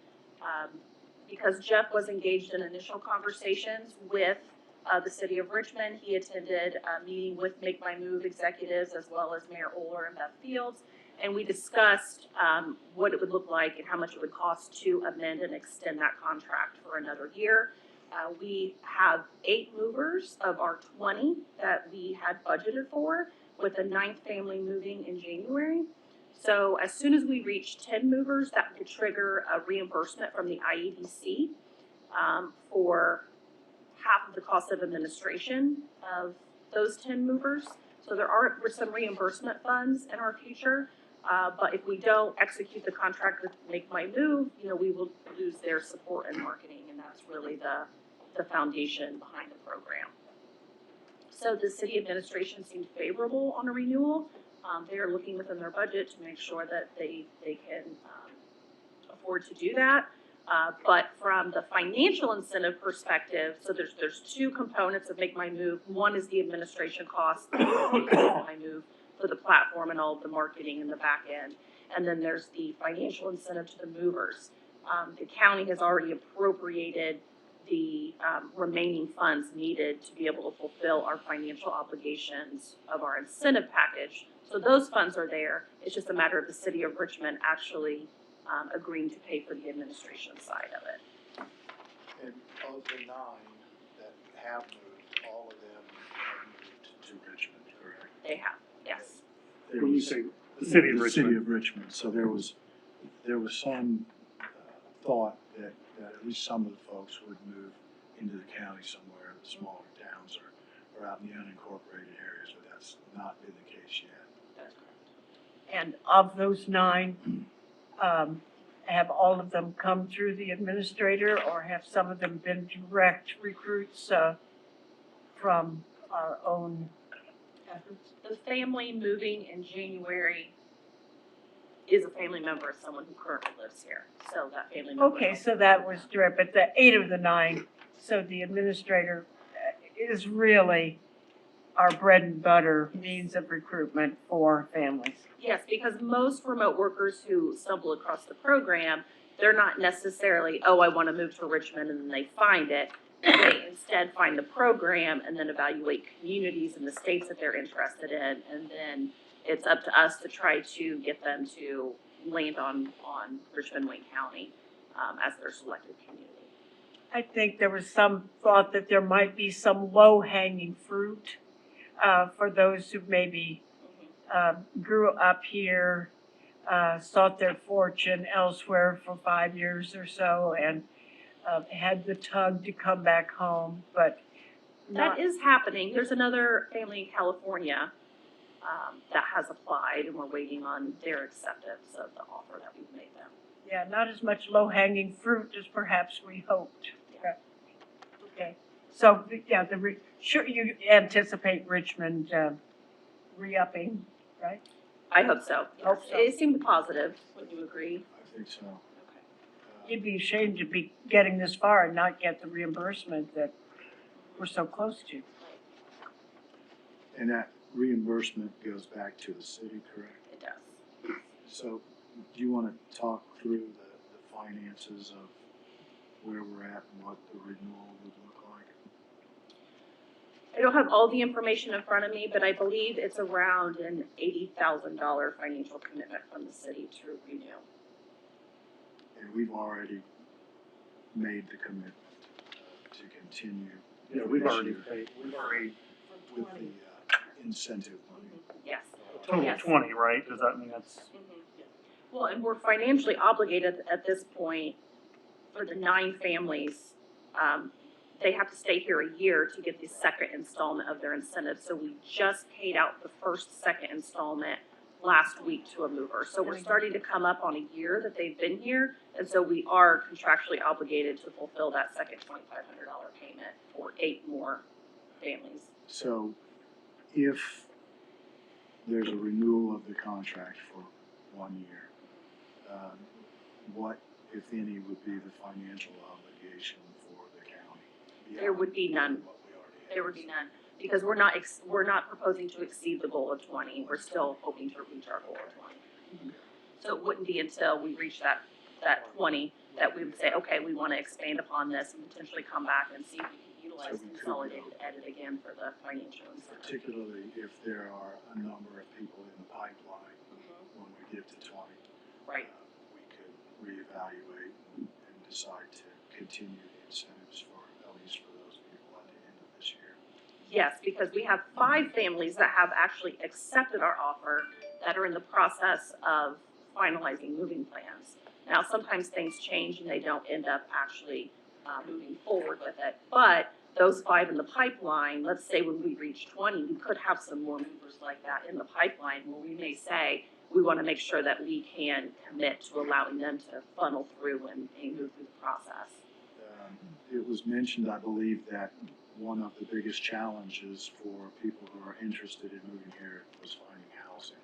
Absolutely, So, absolutely. Quality housing, I would say. all the things that we have in the pipeline right now to increase the amount of available housing should help facilitate this. Yes, I hope so. Although I still don't know anything that's on the horizon, the timing line. Yeah, As I say, timing is unfortunately off. with housing, there's always a lag, because there's that timing is an time issue. and you can't build a house in 30 days, so. Exactly. Although we do have one project that's an expansion of an existing apartment complex that maybe could come online within a year or so, since all the infrastructure is in place, but time will tell. The other issue that I brought up in talking to these folks was that an extension of this contract would continue to deal with remote workers only. And it seems to me that there's an opportunity to work with some of our employers to put together an incentive program that could do the same thing, but for non-remote workers, if that's a word, people that would move here and work for one of our employers, and to try to help them build an incentive program to get people to come here to fill some of those vacant positions that are out there by the hundreds. So anyway, that may be an area that we want to explore further. A headhunter incentive kind of fund? I mean, you're talking about really having public sector supported headhunting fees? Potentially, but the same kind of incentives that we're providing now, via a down payment incentive for buying a house. Oh, to the To the mover. That would supplement the To the mover, employer's not to the Correct. corporation. benefit package. Correct.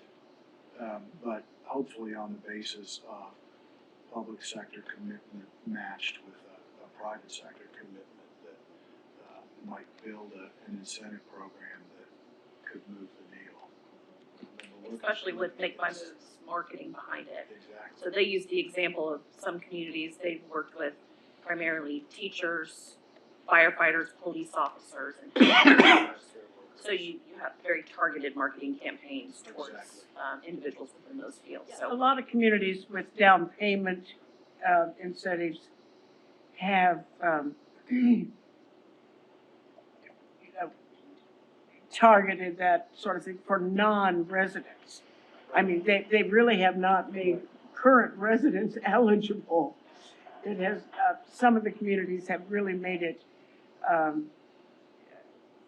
only eligible for non-residents. Well, Which is with the true IEDC, this program. Right. yeah, because it's facilitated and sponsored by the IEDC partially, it has to be out-of-state remote workers. Yeah. So if we created something more on the local level, it could be within the state of Indiana, even just relocating to Wayne County specifically. Yeah, move from Newcastle to Hagerstown. That could be a possibility. contract that they have to stay for. Maybe it's beyond 1 year. Forever. Or it could be prorated on mileage. What else have you got for us, Val? I did just want to share, if you know of anyone looking for a job, our Wayne County Job Finder has launched. This is much different than Who's Your Opportunity. Who's Your Opportunity required employers to actually sign up and enter their job postings. The Job Finder tool just crawls the web for position openings, both on employers' website as well as other job finder websites like LinkedIn, Indeed, Career Builder, etc. So this is pulling all those jobs. We typically have about 2,000 job openings at any given time. So if you send them to the Home and Wayne webpage, they click on the work button, and there they will find the Job Finder tool. They can search by industry sector, occupation, search by company name if they know they want to work for a specific company and see what job openings are available now. But it's a very intuitive tool that really takes a lot of the back end work away from both EDC and the employers, and it's really just a tool for job seekers. Other than that, a lot of my time has been spent on Ready the past couple of months. We had a really great site visit from the IEDC last week in Muncie.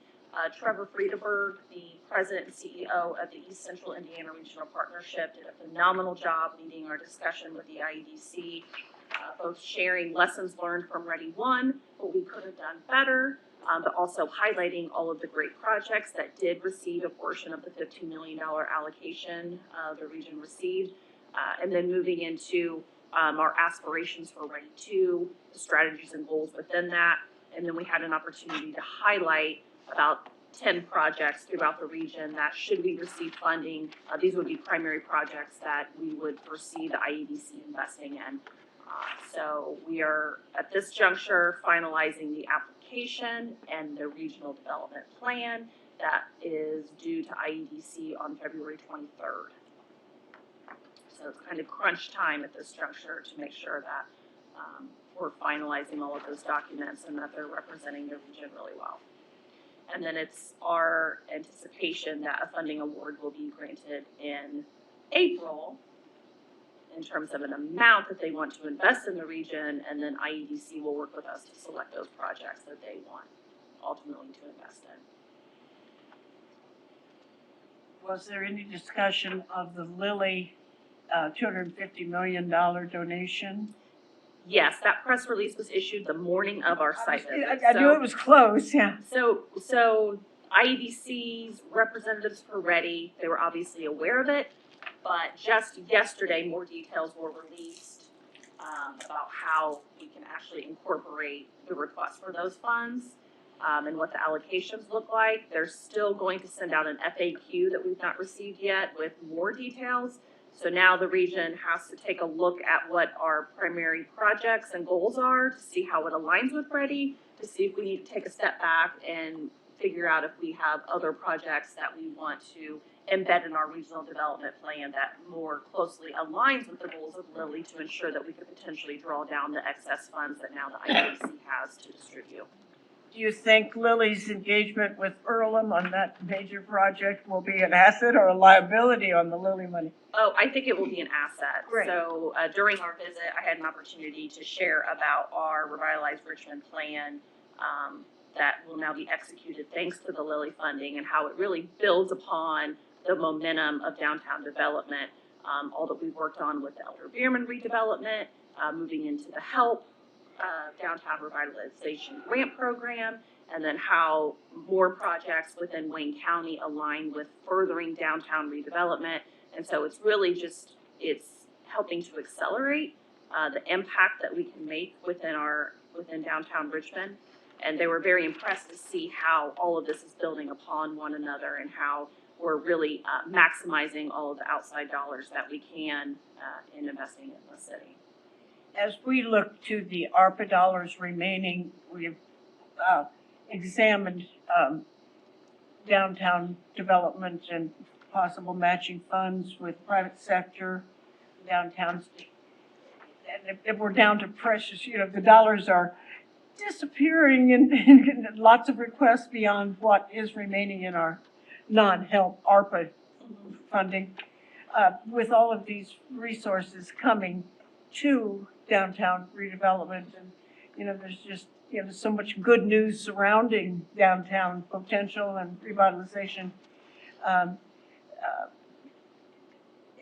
as we look to those precious remaining sources, is it your feeling that the need for those resources are pretty well satisfied going forward, or is the need still so great that we should look to those precious remaining sources of ARPA? And I might add to what Mary Ann said, we've talked briefly about the possibility of taking some of the remaining ARPA dollars and using those for downtown redevelopment all across the county. Right. So right now we're focused on the help communities, and if we moved some non-help dollars, but still ARPA dollars, that we could make that available to people in any of the towns in Wayne County. That would be fantastic because our downtowns are the front door to our communities. And so having funds to invest in those properties alongside the private sector is ideal. We've not had any program like that countywide ever that I can recall. So I think launching the initial program and seeing what the applications look like, what that demand is, will be a good indicator as to how much resources you should continue to allocate. But I also think we don't know what the need is until the funds are there, because a lot of these property owners have never been able to dream big because there haven't been resources there for them. So we're not sure, what funds they do have to invest and what their plans are or could be with additional resources. Timing continues to be part of that challenge. And obviously, construction, looking back, I just wish that more communities would have been able to participate and help. I know there are several reasons why they couldn't, but hindsight being what it is, I just wish that had been able to happen.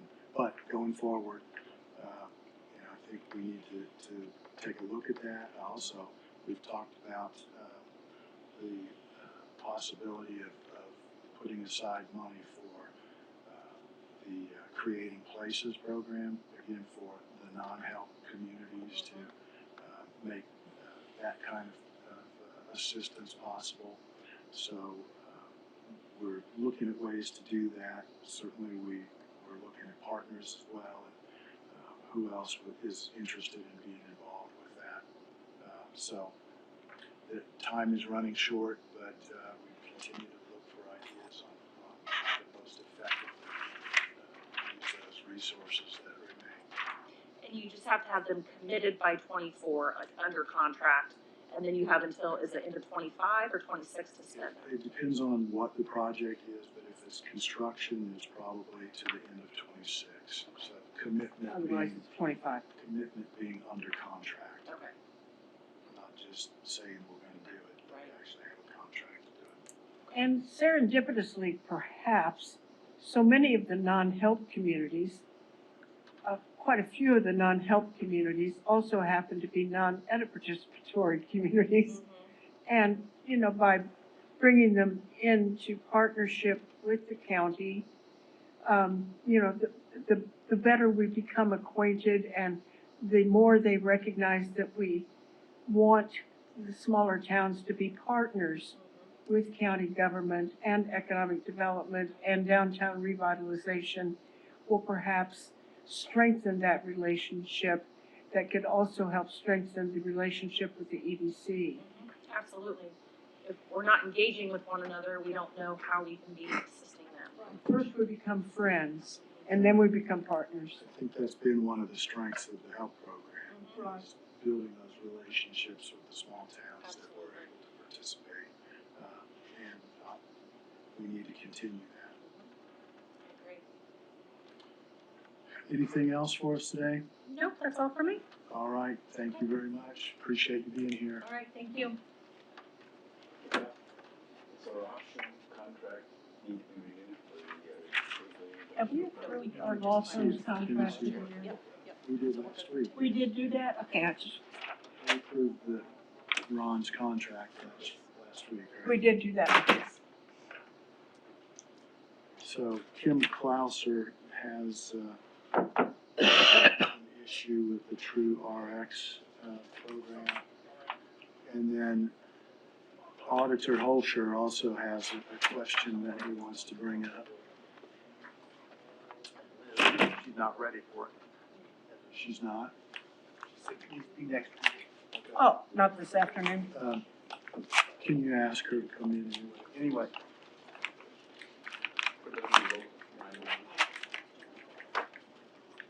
Say that again. What about the 911 or local, we're gonna talk about that later today.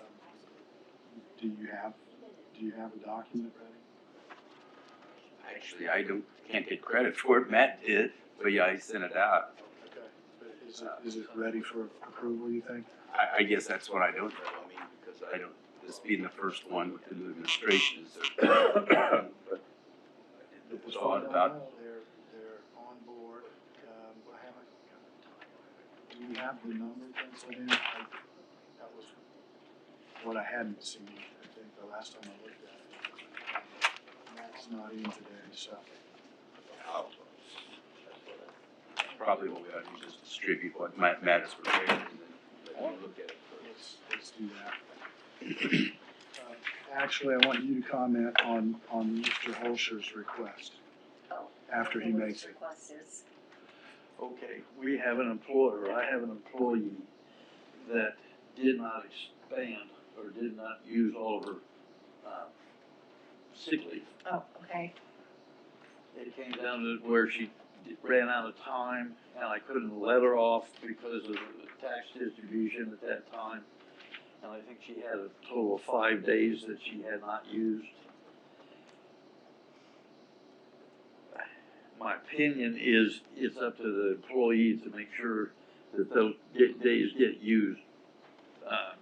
Not my job to see that that's done, except that in this instance, I couldn't let her off, or we wouldn't have gotten tax distribution done. So I told her that I would try, and I talked to Jeff about it a little bit. If I could do something with some of those 5 days, I think I would think that should be something that I would support. But I don't necessarily think that the whole 5 days. I mean, it's incumbent on the employee to make sure they get them. Except in this instance, I couldn't let her off, and she did have sick time during the year. That delayed her ability to take a vacation. So that's my proposal on it. So, I think we did get her 1 day, towards the end in between Got her in Christmas 1 and New Year's, day. as soon as the distribution was taken care of, So she has a balance of four, Yes, I think that's right. 8-hour work days. roughly. And we've talked about this in the past, but we haven't actually addressed it. So it is, our policy is you use it or you lose it. are these sick days or vacation days? Vacation. Oh, vacation days, that's These are vacation days. Now, what he said was, Kept saying she sick was out days. sick for a while, which prevented her from taking vacation at one point when she wanted to do that. Vacation days. Whichever ones don't carry forward. That would be vacation. That's vacation. That's my, And so that, again, the personnel policy says you need to use it or it doesn't carry forward. If in the event of this kind of situation where they're unable to, and I think mostly those apply to emergency situations like snowfall or. That's the reason the policy was written. Correct. However, having said that, I think you could make a case that if, in the auditor's opinion, this person was the only one that could get the settlement out, that's somewhat of an emergency as well, of a different sort. Was that the case? Was she uniquely qualified to meet the settlement deadline? she was the only one that could get it done, yes. That sounds like an emergency to me. So, Now, I will tell you that in the past, people in the office have taken vacation days like a week before they want to take them. They'll tell me they want to take 3 or 4 vacation days. So I have now requested that they give me when they think are going to be vacation days now, instead of waiting till in the middle of the year or whatever, so I can plan this a little bit better. That is a difference than what it is now. and again, somebody whose job is gonna dictate that they be here the last week of the year shouldn't count on. She shouldn't take vacation days. And you shouldn't allow that. Right, and She's- that's why I'm People doing should it. know that they need to schedule those appropriately or run the risk of. That's why we're doing it. So, But my request that's the is situation, for this particular person. and your request is what you said, part of them, so what are you recommending? If I can give her part of it, fine. If you object to giving their whole 4 days, but that's, I'd like to be able to go back to her and say, we got this done. So what are you recommending? I'd like to get 3 days out of it. I don't necessarily want to go the whole 4 because some of that stuff, like I said, I think it's incumbent on the employee to make sure they get it done. So, But in this case, I couldn't. so your recommendation is 3 days. I believe the policy states that if we do allow them to be carried forward, they need to be used in the first quarter of the year. Right. I would say in this case, we even shorten that time frame so that in the next 30 days, they would have to be used. But again, it's, you know, it's a gray area, it's a decision of the commissioners. Your thoughts? Why shorten that policy? I mean, how many, why 3 days instead of 4? Did she not work 4 days in an emergency capacity? She lost 4 days. Okay. She worked up till, she worked on that Friday before the end of the year. She took 1 day on that next Friday. She came in on Tuesday after, Christmas, and, which left 4, Oh, and she took 1 on Friday, so, I mean, That's when I came up did with she the 3. lose 4 vacation days or 3? well, she lost 3 in effect because she took 1, as Jeff said, she took 1 on that Friday before, New Year's. So That would she be only 3. lost 3 vacation days, not 4. Right, that's what I'm looking at, Not 4. not 4. I mean, you If can, you want you the number, I can go you get, can look it up. I can easily. look it up. It'd be better if I had to I look mean, up. if but it was an emergency, as you say, that she was necessary to meet We the would district not have settlement. gotten distribution out on time if she had worked. Well, that seems like an Do emergency. you want a true number? Yeah, why don't you get that? So in the past, for example, with the sheriff's office, when they were down several employees and people had to work overtime to make sure there was enough staff, that they then were not able to take vacation time. Penalized for having to work. And so we allowed those days to be carried over. But I This don't is- want to this set the is- precedent of this occurring every year.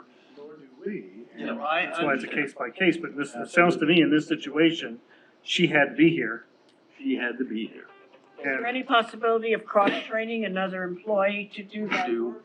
work? And when you only have 6 people in your office, it's difficult, or 7, whatever it is. I have no problem giving her the 4 days, if that's what it is, or if it's 3. Whatever Whatever she it is. lost because she had to be here, I think it's only fair. And you wanna go, you know, because ideally, we would have had her take those, in the last week of the year.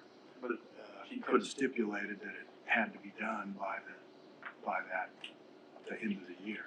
So, I'm open to however, whatever you think on the timing. Next 30 The days. Policy As long says, as Well, if Your our office policy can- is first quarter, it would be better for me if it was the first quarter. The first 30 days of the new year, that would take me into February from now. So I would be willing to do this given through the first quarter, but you need to make sure that your people take their vacation in a timely way. And I absolutely, intend to do this. Well, I'm not gonna come in back. your office again. I'm not gonna come back to ask again. So what we do, that they have filled out a sheet and supposed to be fairly close to the total number of days they have available for not only vacation. I wanna know about, how many days of sick time they have left, how many vacation time, personal days. We went through the whole thing. My only concern with any of this, when you've got an overtime situation, that's an unforeseen circumstance. If you have a snowstorm, that's an unforeseen circumstance. But settlement is not an unforeseen We know it's gonna happen every circumstance. year. Exactly. Right. So, this really can't happen again. This is a one-time. And So- ideally, it would be great if any of your key functions are duplicated by more than one employee. Absolutely. Cross-training is golden. It really gives you You're talking no to the restless choir. nights. It's just, So what did you have at the end of the year? So we did completed a Kronos report, not this morning, but at the end of the year. And actually, you have more employees with vacation. They did not use more than Selena. I know. Okay, so I think in all fairness, we have to look at all 4 employees. You would think you can't treat one Only differently. if they were required to stay and not take vacation. Who are they? Let's We not, can't discuss let's not that. talk about Okay. that openly here. Let's just deal with this. Is this something that we should bring up in personnel? We have an executive session this afternoon. And I'm not just saying this for you, but this is a management issue that I know you said, you're gonna handle it your first year in office, but this is the only vacation rollover we have from any department throughout the county because it's a management issue. So, If so yes, we might wanna talk about it. I think but we should nobody discuss else this in asked. personnel. if there is an issue with this at all, don't do it. I mean, I'm not necessarily wanting to rewrite your policies or do any of that stuff. She knows what she should have done.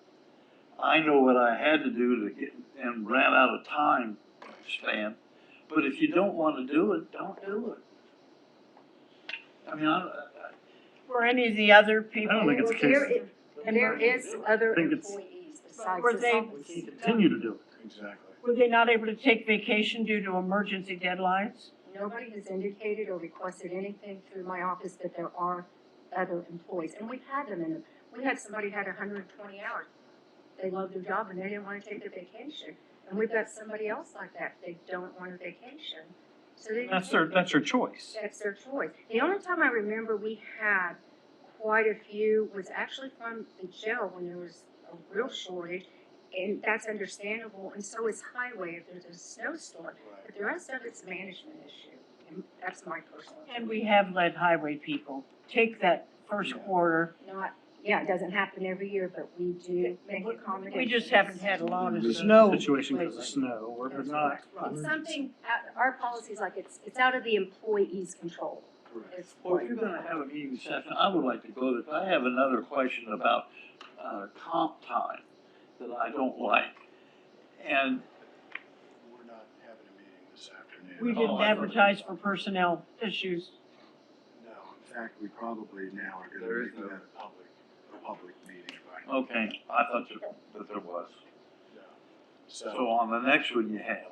So what's your pleasure? I don't know. Did we I mean, advertise? do we for have executive I mean, session? We did. we went from one now to several employees that we have to make a decision on, so. Those are personnel. I think we make it a decision during the personnel meeting, when we have one next. It's not broadcast. Okay, but we don't have personnel meetings. Well, I mean, during that, what council does. I mean, Council does. council does. I think that's the recommendation. I'm not saying This is- us. This is our decision. In This which is- case- This is a policy, this would be an exception to the policy. So I guess my we point is can- we we need can more think about it. information than these. We can review it, we can think about it, we can come back to it next week. That's fine. This just popped up and, I You understand, did, I didn't understand. realize that either, so I went in and I don't wanna make a Understand. decision You that just asked affects me about it. the employees adversely or positively. So let's gather a little more information, we'll revisit it next Wednesday, and, try to get this behind us then, okay? Thank you. And the two questions I have is just exactly how many days, was it 3 or 4? And did any of the other employees in that department work under emergency situations causing them to not be able to take their vacation day? that answer will have to come from the auditor. Right, I wouldn't if- know what was I mean, happening. those are the two pieces of information I think we need We two before could work next together and get Wednesday. that and give it to us. We'll get that. Okay, thank you. And council can't really decide that. No, that's No, a commission. I wanted to say personnel because I didn't want to bring names up and Yeah, but they can't make the confidential decision. We have information to and make stuff, that so. exception. Okay. Resolution for the deed sale. While you're doing that, I'm assuming I have these here so we can make a motion to approve the minutes from January 3rd. Yep. So moved. Second, A motion and a second to approve the minutes from last week. Any, I'm sorry, 2 weeks ago. Yeah, January 3rd. January 3rd. I did say Any that. further discussion? No, you did. Hearing none, all in favor of the motion signify by saying aye. Aye. Opposed, same I just want to sign. do it before it was.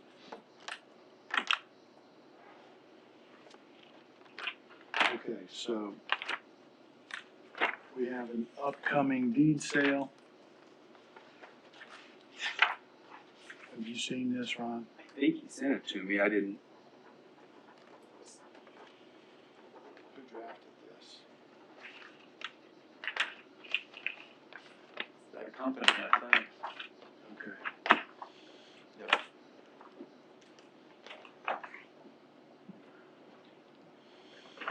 Let's give Ron a few minutes to look this over and let's go ahead with the claims. While he takes a look.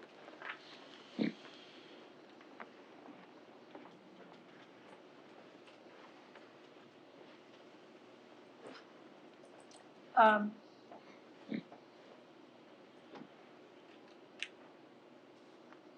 We just approved those.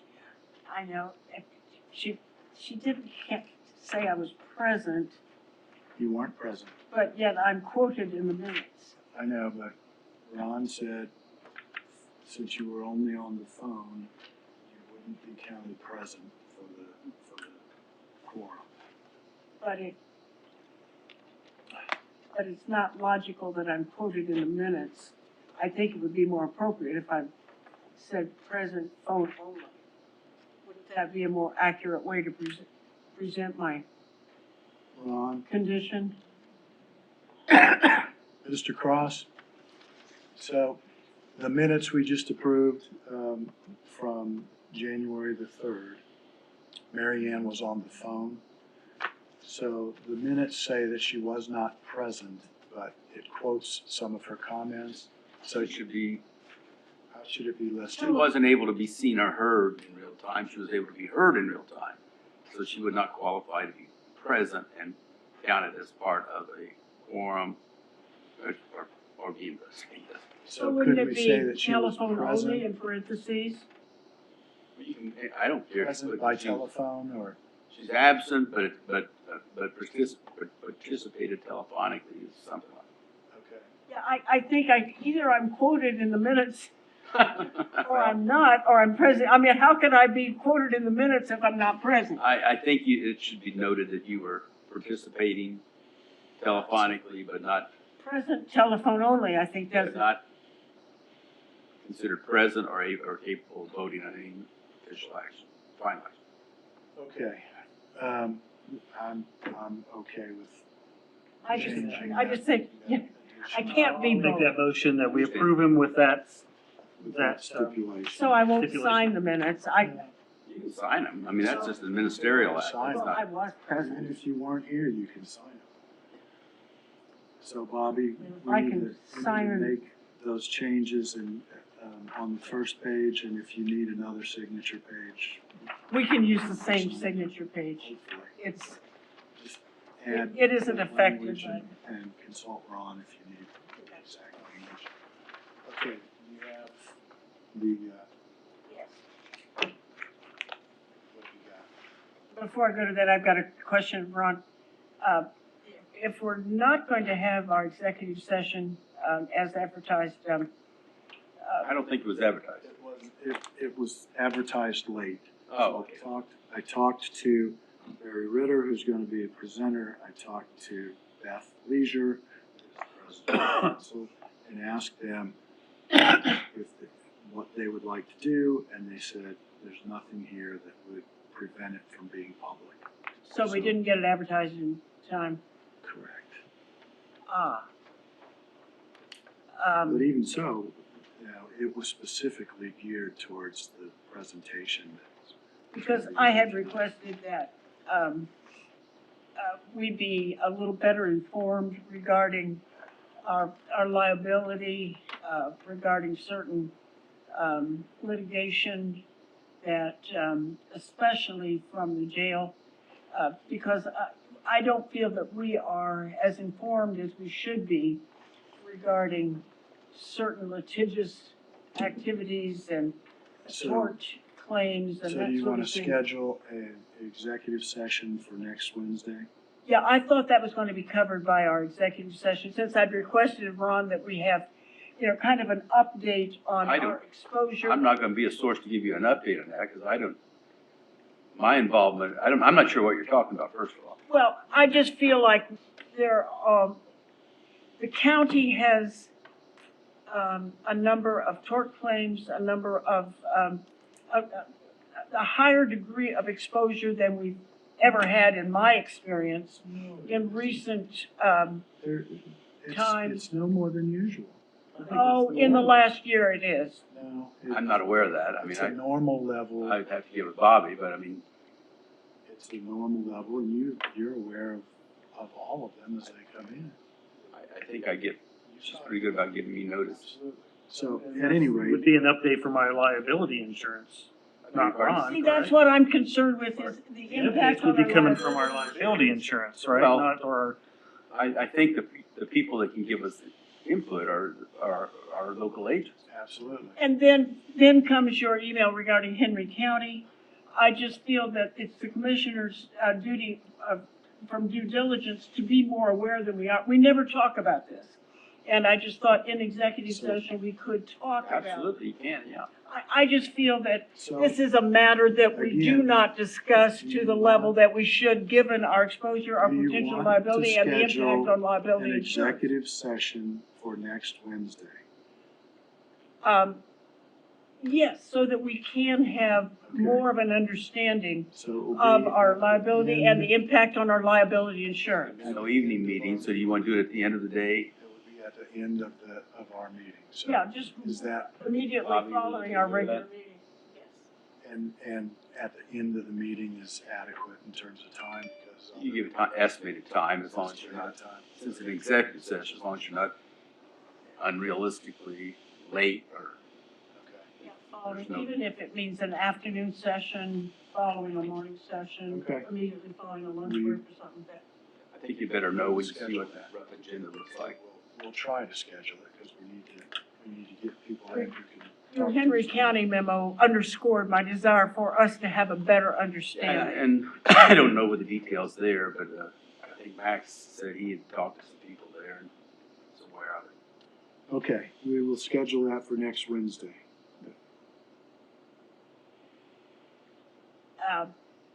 And maybe invite our liability carrier. Yeah, I think that We're not would just be, gonna talk it over amongst ourselves, we're gonna have somebody who. if they have a tell better us what's going understanding. on. I didn't want to put all the burden on Ron to interview them. I think we should invite them here. Okay. Are we gonna do claims today? Yes. We'll invite our agent. Yes. Because I'm I'll call not aware that we have any pending lawsuits. I'm not aware of any. Well, tort claims. I mean, maybe because, Richmond Community Schools and Reed have their own police departments, maybe that's a blessing, you know, because that is not the case in Henry County. Who knows? Who knows why? Maybe we do, need not worry, but I just don't feel like we're as informed as we should be.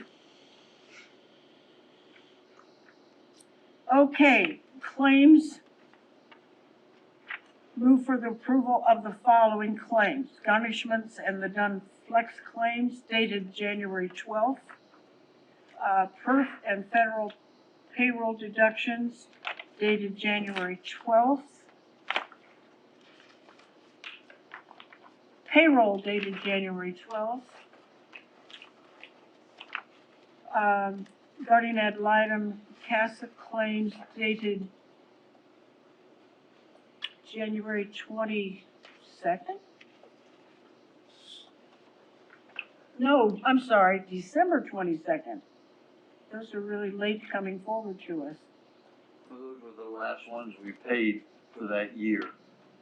We kept taking them as long as we could still get them done, to get them charged into the 23 budget. Okay. And regular claims dated December 27th. Richmond Power and Light claim dated January 10th. Regular claims and MasterCard dated January 17th. Move for approval of all of the above claims. Second. We have a motion and a second to approve the claims. Any further discussion? Hearing none, all in favor of the motion signify by saying aye. Aye. Opposed, same sign. Motion carries. Do we have minutes for last week?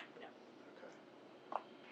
All right, so Ron, the resolution for the deed sale? The resolution's fine. I think I've always been a little concerned that there's a gap in the process. I think Steve lately's been helping us fill that gap. But to go under IC 36-111, we have to have two appraisals. One has to be a licensed appraiser, another can be someone who's familiar with property values. Being familiar with property values, but there needs to be a paper trail establishing the 100, 500 we've been using. And so I think if we could get the county assessor and Steve to give us just a written paper trail assessment, no one's gonna second guess it at that point. But that's a technicality in the statute that I'm not sure, I think we tried to follow, but I'm not sure the paper trail is as clean as it ought to be. Okay. Steve, is that something you can get done now? In the meantime, then, should we approve that subject to the, Yeah, I mean, this is fine. I mean, I assume this SRI prepared and expect so. and We don't have a date set. our usual frequent flyers on the list. Yes.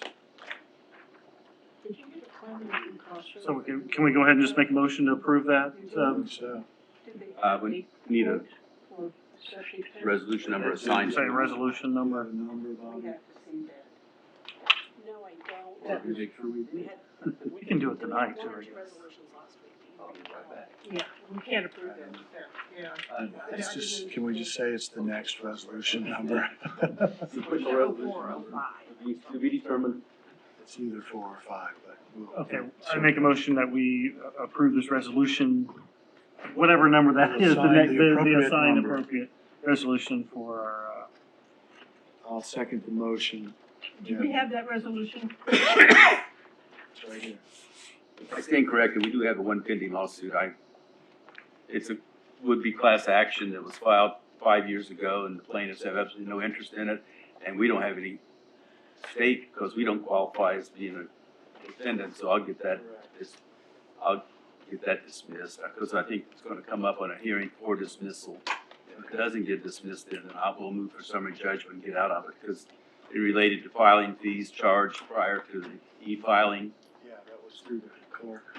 Wasn't it through the clerk's office, Yes, the issue with that? which for some reason, somebody's relative of one of the plaintiff's attorneys had an action here in Wayne County, it doesn't fit the description, the class description, so You know, where we were going.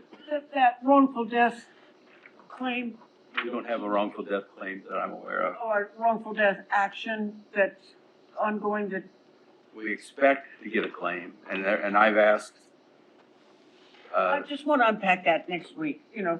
And the other thing is, I'm very concerned about keeping a handle on the county's exposure and what assistance we might be able to get on the felony, on the capital So we'll crime Unpack that next litigation week. costs, because it's like $250,000 and going up and up and up, and we've got over a year before the trial even starts.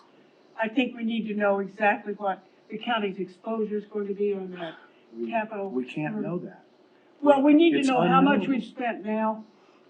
You know, at least having a Get that- path to We can get that knowledge. answer from the auditor's office. But we can It's no also problem. talk to the circuit court regarding what kind of assistance can we expect to get? What kind of activity has there been? There's been a change of court-appointed attorneys. I just think we need to monitor that so we know what the county's exposure has been. I think we can monitor the expenditures. I don't think we have any ability to intervene in the judicial process of how the case is progressing. Well, but we do have a right to know what kind of assistance we can get from the state regarding, Well, I think whatever we're gonna get, is prescribed, and I don't think that's difficult to ascertain. I could probably find that out in a phone call. I just think it's something that we should do due diligence on, because we're going to have exposure. I think it's not Well, I think the outside of question our is vague, is whether prerogative to we know what wish that going exposure would forward, be. whether we wish going forward to be a county that is part of that association of counties that participate in the capital And we have, case and we did, consortium. we do want to participate in. I think we have do. done everything we need to participate in the capital consortium. Right, the capital consortium, but have we taken all the necessary steps? Have we met all the deadlines? It's just a matter that I think the commissioners need to be on top of rather than possibly missing any deadlines. Okay. The resolution, there's a motion and a second. Is there any further discussion on the resolution for the deed sale? If not, all in favor of the motion signify by saying aye. Aye. Opposed, same sign. Motion carries.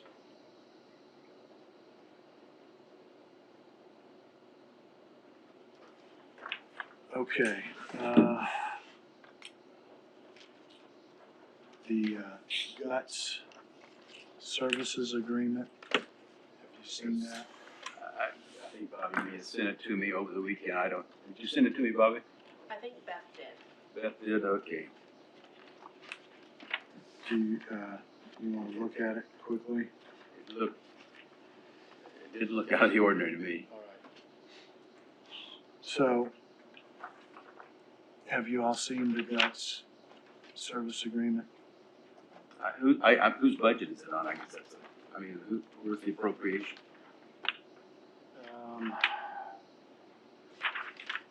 We're gonna have to get more information, because I don't know. I think it's the assessor, but I'm not positive from what I see here. Do you know that, Bobby? I don't, this came across my desk last week when I wasn't here. Okay, we'll get more information on that. Got the resolution. The emergency communications interlocal agreement. I'll get you copies of that. Okay, so let's review that and we can maybe vote on it next week. Okay, so this is an every year deal. As my conversations with the mayor are that they want to continue that interlocal agreement. So we were waiting on a number, on estimating the cost. And That's where I don't think we have. so if that number's not in there yet. What we have are the historical numbers, but I don't know that I've the matrix that normally is prepared by Matt's department and is, I've not seen. Okay, then we'll leave that. You can get us copies and we'll revisit it next week as well. Then we also got a bill from a veterinarian for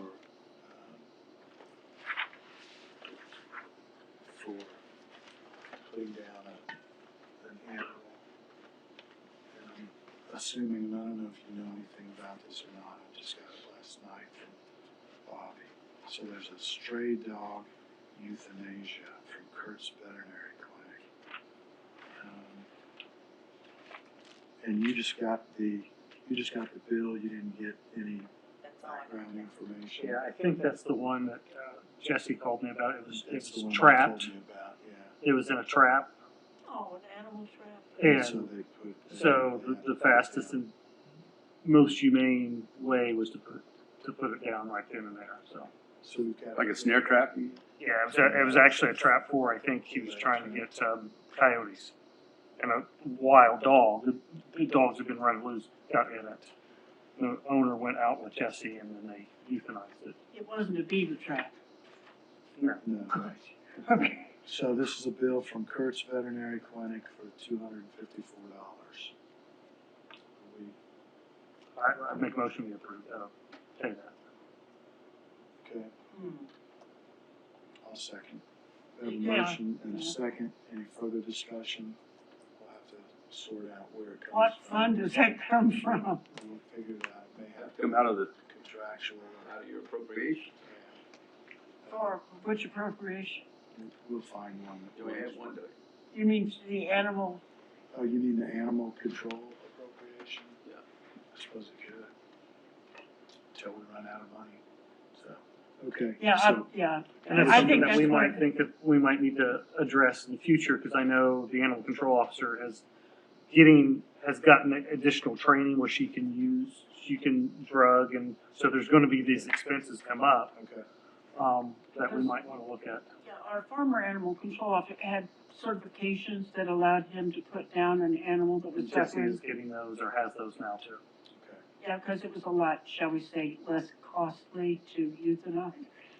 So we have a motion and a second. Any further discussion on this claim? If not, all in favor signify by saying aye. Aye. Opposed, same sign. Motion carries.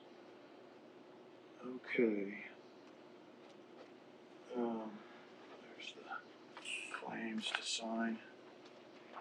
There's that. That bill. Health board appointee will be next week. The appointment to the health board will be next week. So, resolution for the deed sale.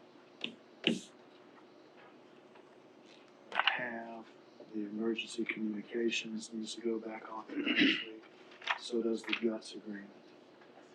Okay, and then we'll schedule an executive session for Thank you. immediately after the meeting for next Wednesday. Okay. Any other topics you wanna make sure we include, if we advertise? If you think you might wanna talk about it, advertise. If you don't have it, we don't discuss it, it doesn't matter. Court, I get just litigiousness.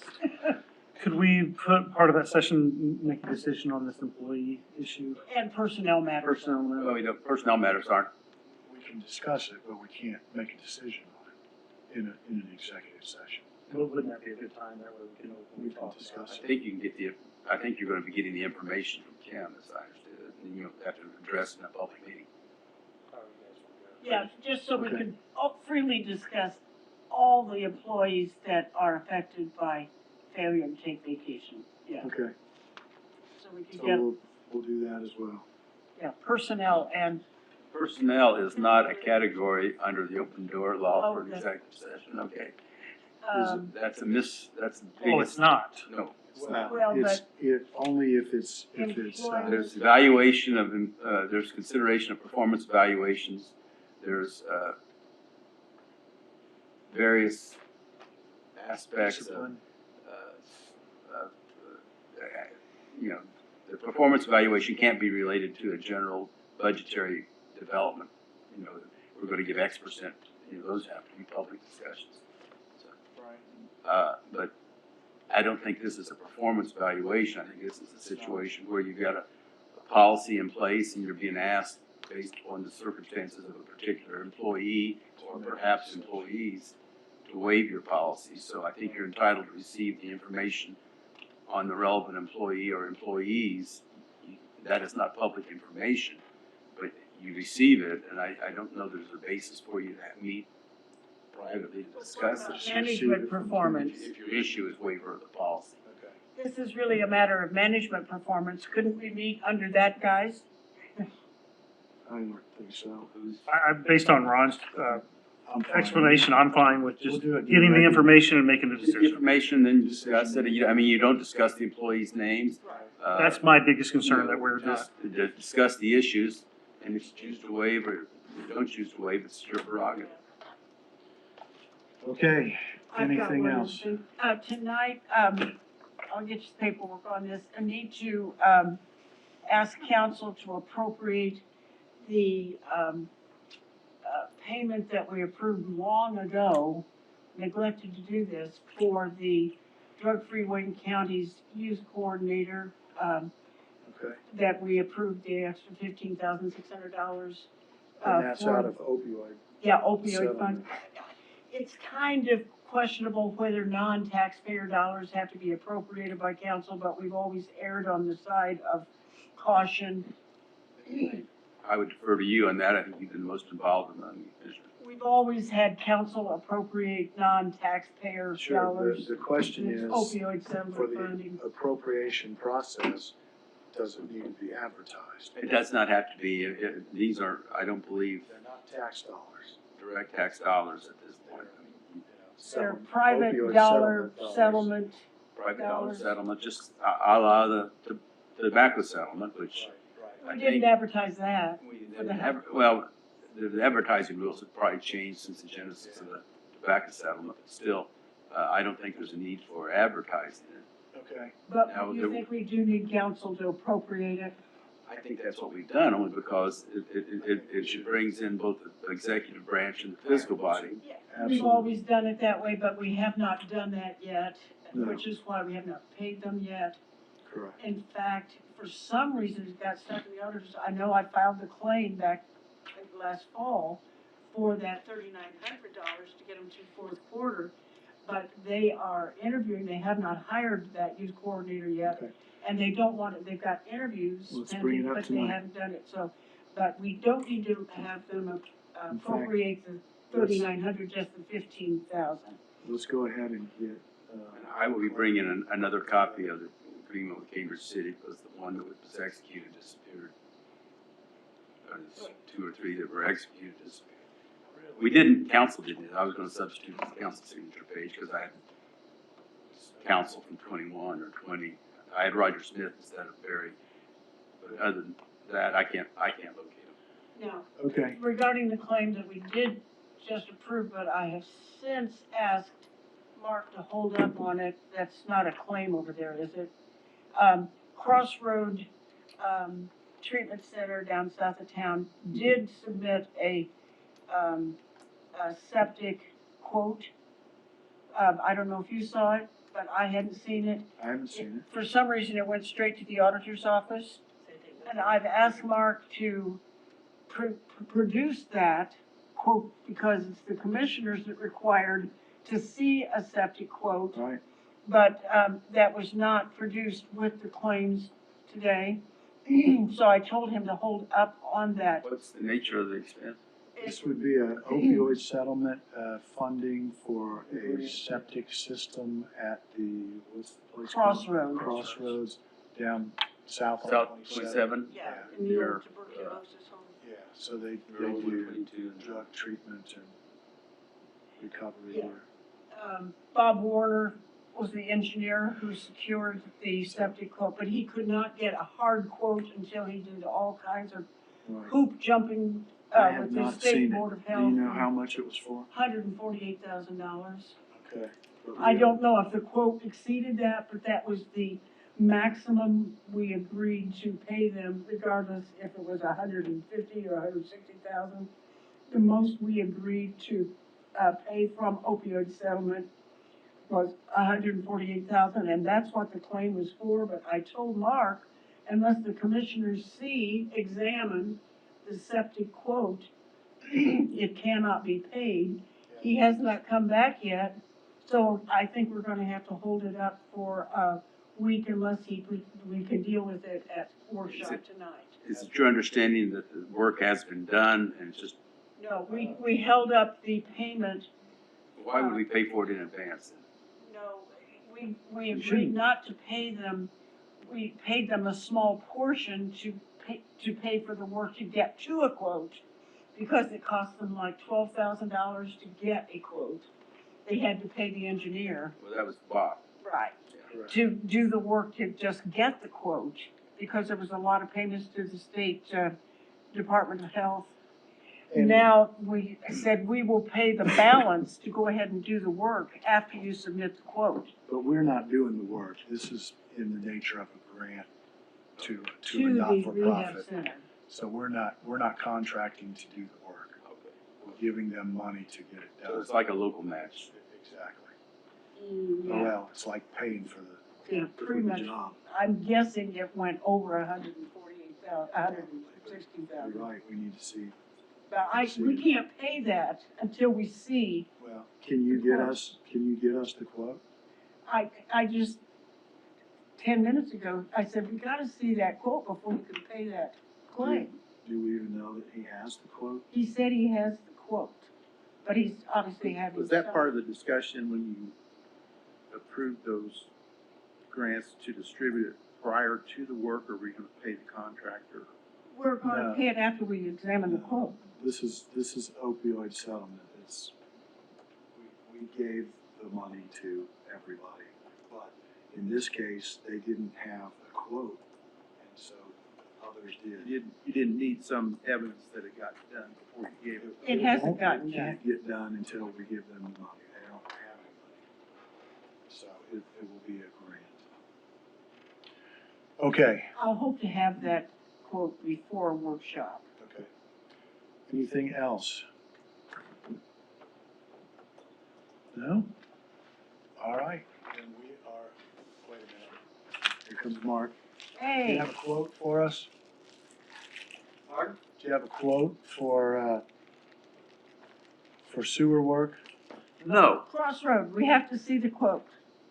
you remember, what we never got a claim. What we got was on a paper plate.